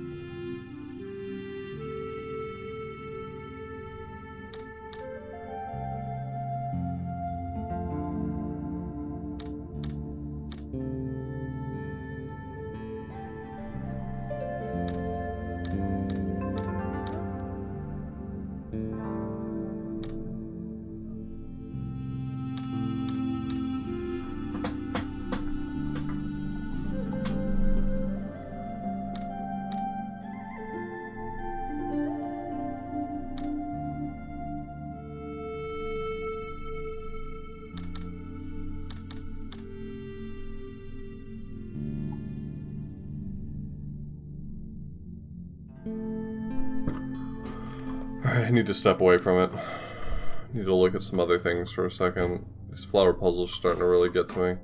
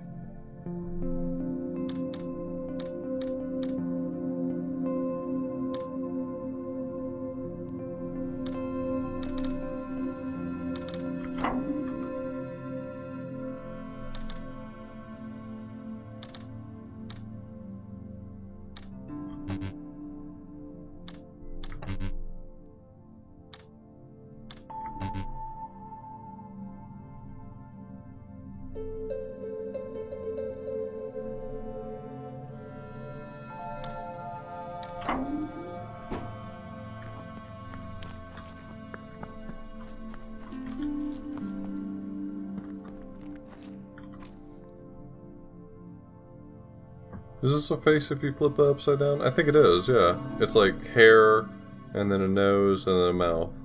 Yeah, it's a head if you flip it upside down.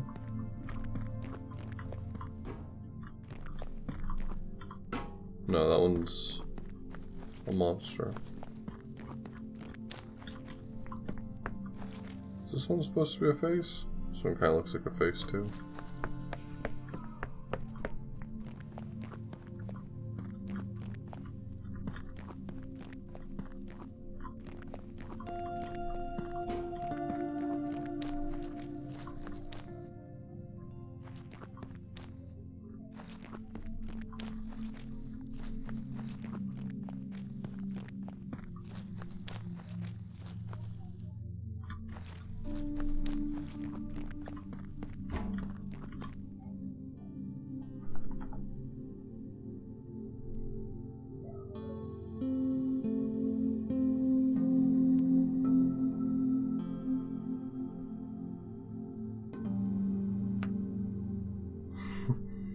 These are the faces of evil.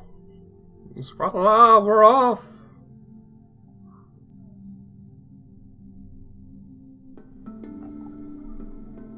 There's no time, Link. Your sword is enough.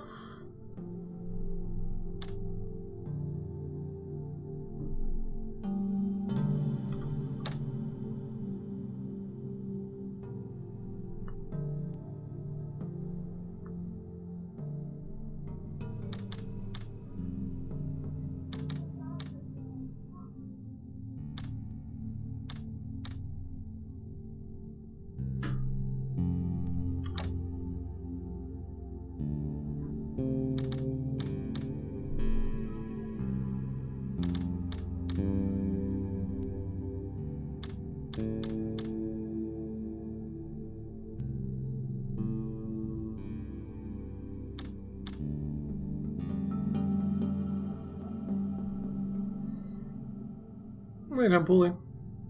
Thanks for hanging out a little bit. Appreciate it.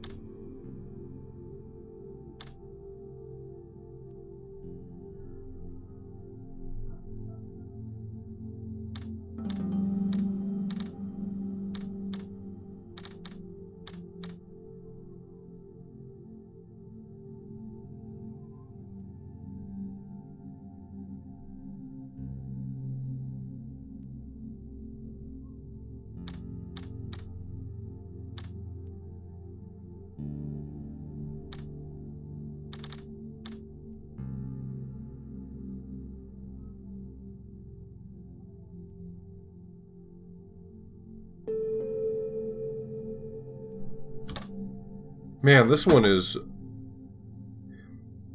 Whatever puzzle blinders I've built for myself to not be able to see the solution are really powerful ones. They're really strong.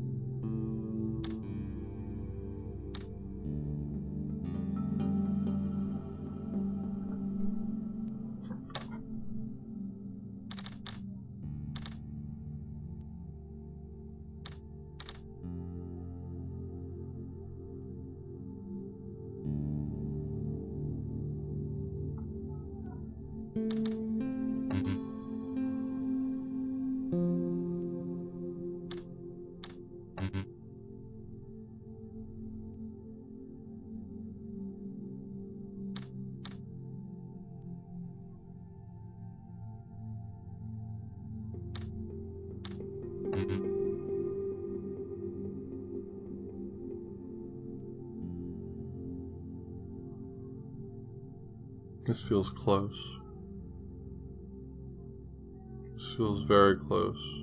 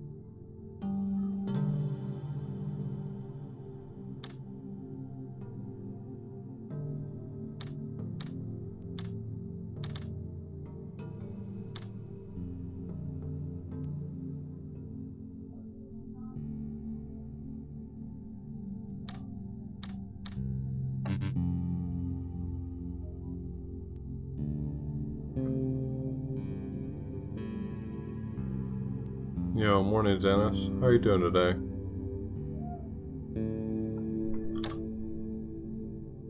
Man, I'm just getting nowhere on this one.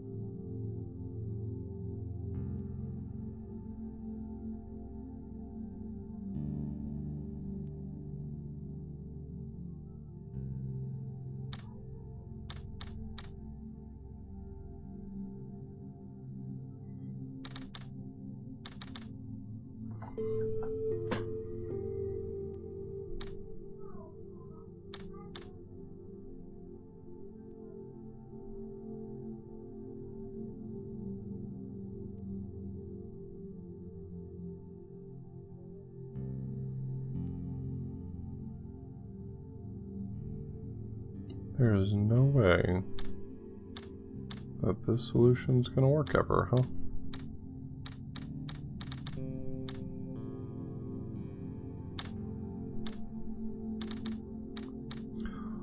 Oh my god.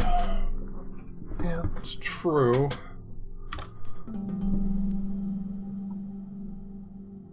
To the 20th isn't that big. It's only 1 million something possibilities. Guess I could.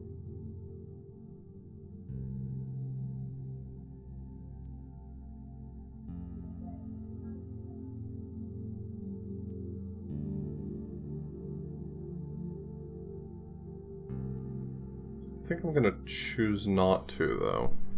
I'll look around and see how many puzzles I have remaining in this zone. Did all those. Did all those. All these over here are completed. Done, done. Done, done, done. I think it's literally just these three and that one over there.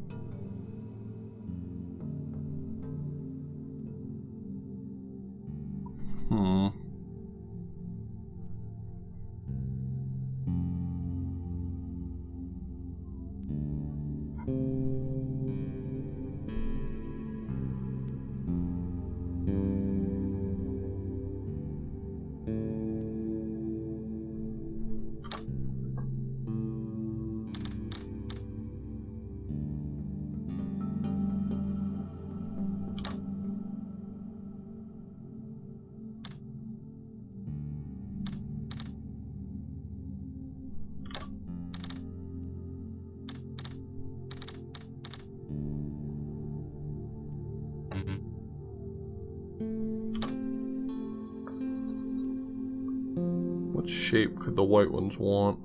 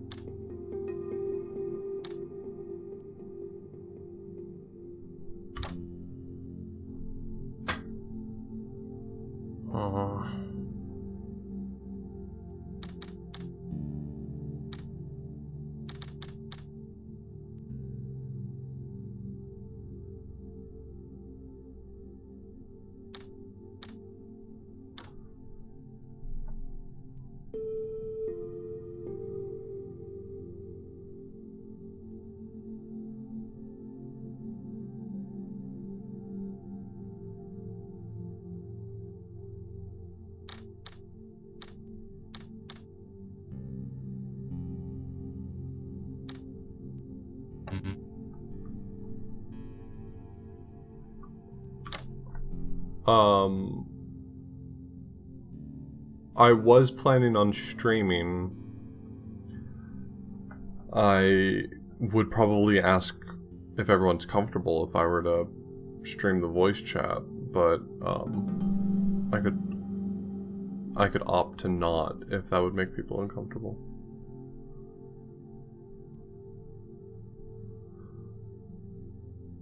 I could ultimately also just decide not to stream. That's a possibility, but I hadn't really thought it through fully.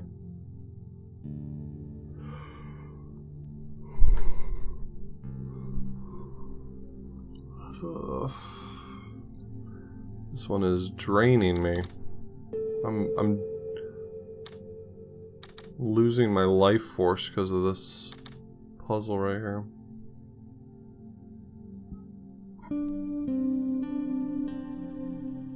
Asking so you could get it out of your brain. I mean, I'm planning on streaming it, and my plan was to stream the voice call, but if anyone in the voice call were like, I really don't want my voice to be streamed, then I would maybe just not stream the voice call portion of it. That's not too hard to change.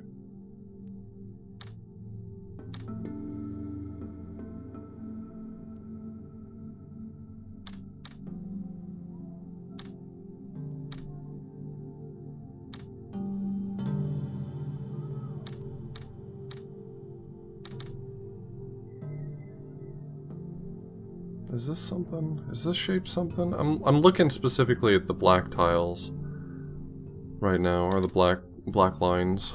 Is this something? Do I have something here?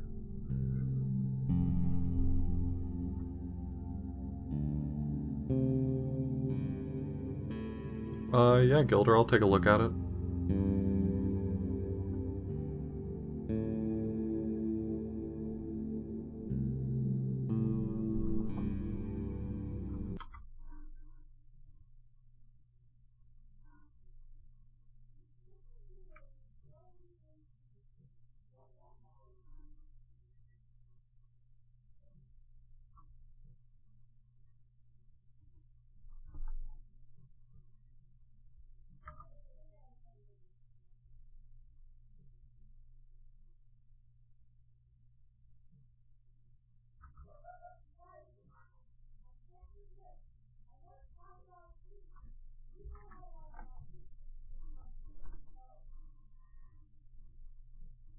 Yeah, I'll retweet it.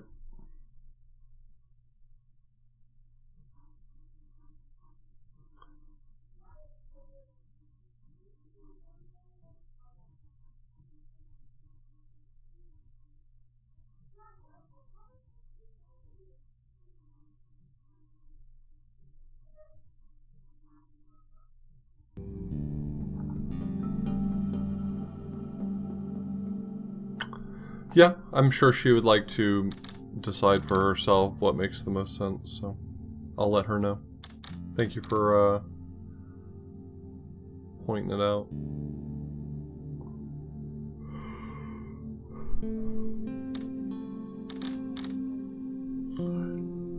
I don't mean this in a joking way, I mean this in like a serious way. I think this puzzle is giving me a migraine.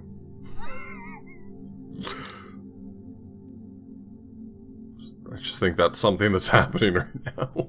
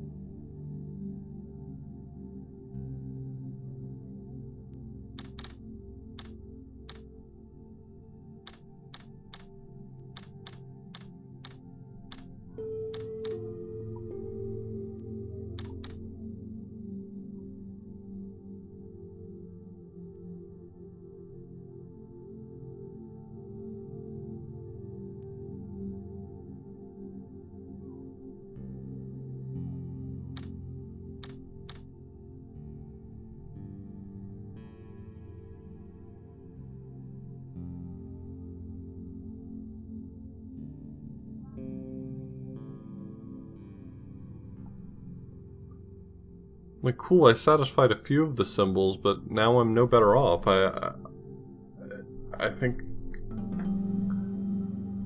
this still doesn't lead me down a road that's useful. I think I'm right where I was before.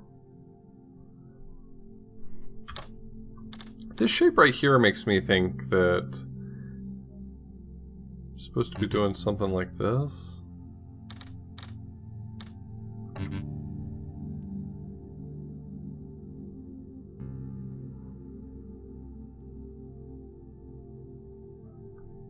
Is it overall a worse revenue share? I actually don't remember how bits break down offhand. It says it's 80% of the money in a flat amount, but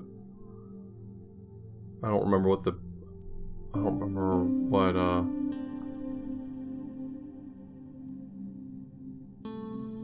well, dollar isn't 100 bits, at least not in US. It's like $1.44, I think, for 100 bits in US.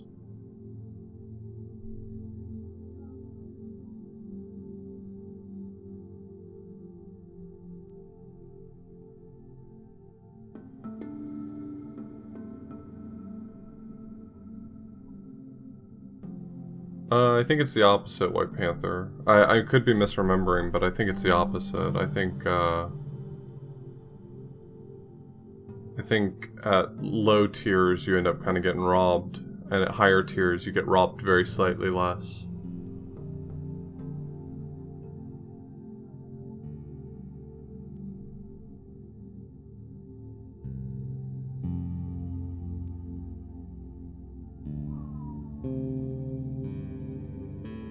Oh, I see what you're saying. Gotcha. Oh, you're saying, like, directly compared to bits. Gotcha. Okay.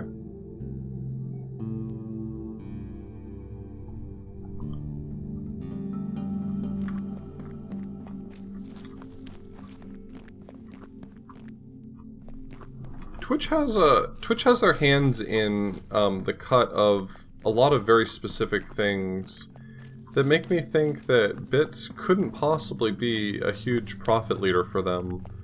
It's surprising to me that they don't, like, they don't eat everything but maybe, like, merchant fees for those, and then...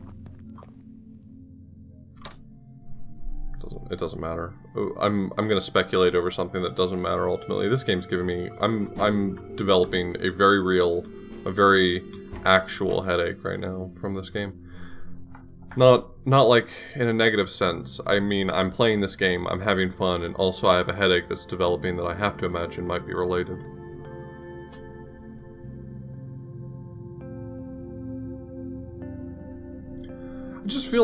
I feel like most people are dodging Twitch as much as possible for receiving income for... I know that... I've heard from a lot of sources that I trust that aren't just Twitch directly that Twitch's infrastructure is expensive enough that there's a lot of income streams for Twitch that are like loss leaders for them. Like they're just not making any money in the grand scheme of things. I believe that that's true.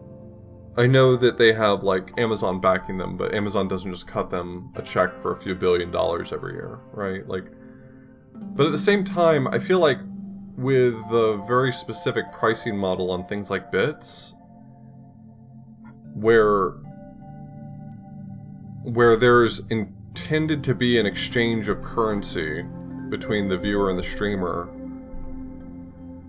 and people recognize that Twitch is cutting into that considerably, it seems like Twitch would want to pull back and say, alright, please don't use, like, direct donations anymore, just go through us and we won't take such a big cut and we'll find other places to take money. It's surprising that they don't, to me. It's surprising that they continue to, like, try to come up with revenue streams where they're taking such a large percentage of, like, direct support money. Like, the thing about a sub is that, you know, when you pay $5 for a sub to my channel or any channel, you're only getting charged, or you're getting charged $5 for it, but I'm only getting $2.50. And, you know, with non-standard contracts, that number might be higher, which I know Twitch is like phasing out, but I don't think they've entirely phased out the non-standard contracts. But like for that, you're not paying $5 for me to get $5. You're paying $5 for a sub. So like it's easier, I feel like, to accept that the streamer's not getting 100% of that. But if I say I'd like to give Gilder 1,000 bits, for me, I'm wanting Gilder to receive $10.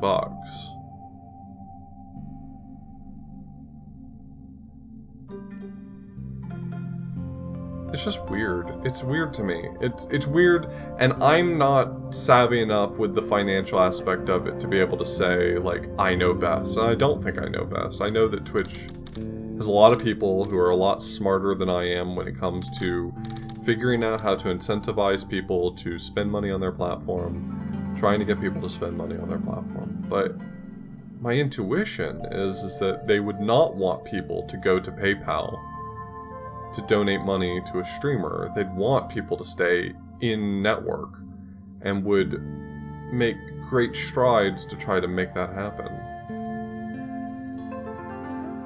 If I knew that for any donation I made to anyone on the platform, let's say 90% minus merchant fees or something like that, were going to the streamer, I'd probably be willing to stay on Twitch.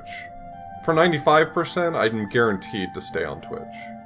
But for 90%, I think I'd be willing to stay on Twitch. I wouldn't go through an outside source.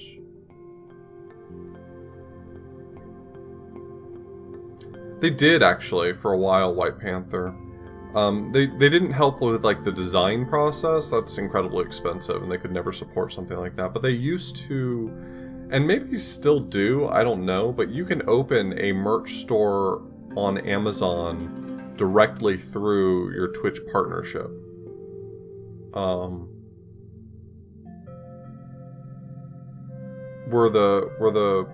Was it filled by Teespring? I didn't know if that was the case, Gilder.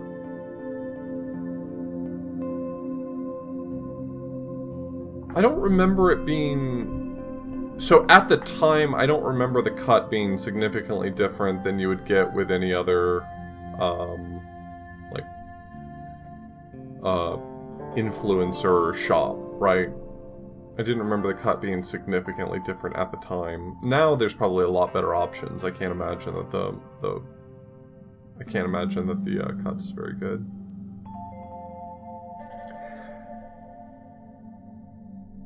Yeah, I mean, the thing is, though, Gilder, like, a lot of that has to do, at least when I set up that Amazon store a million years ago, you could set the price for any object you wanted to. And, at the end of the day, I know that wholesale the shirts don't cost that much, and the printing process costs only slightly more than that. So I know they could have given a better cut, but at the end of the day, I mean, you could set the prices higher. I don't know. Maybe I'm not the person to speak on this, because I set up a store, made my shirts cost $20 because it was funny, had text on them that said, "Thanks for spending $20 on a t-shirt," and then made almost nothing off of it. So perhaps I'm not the best person to give any advice about the merchant process. God, fuck this puzzle right here. Jesus Christ.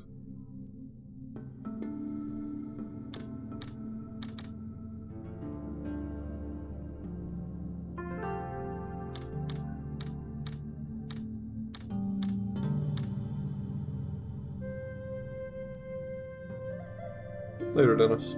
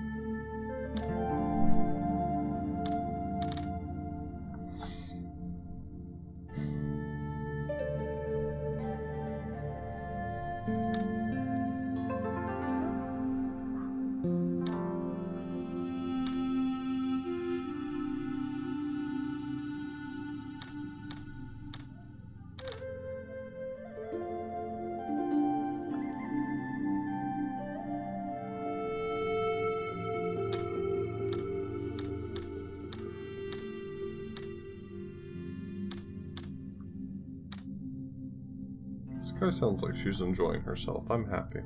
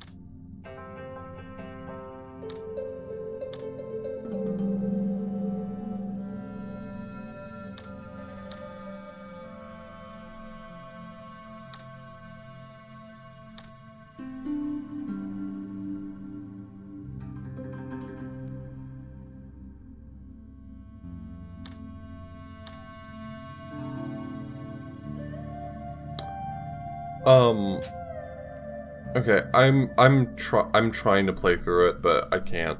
My head is pounding. I'm going to call this my stopping point for now. Looks like there's probably 445 if there's not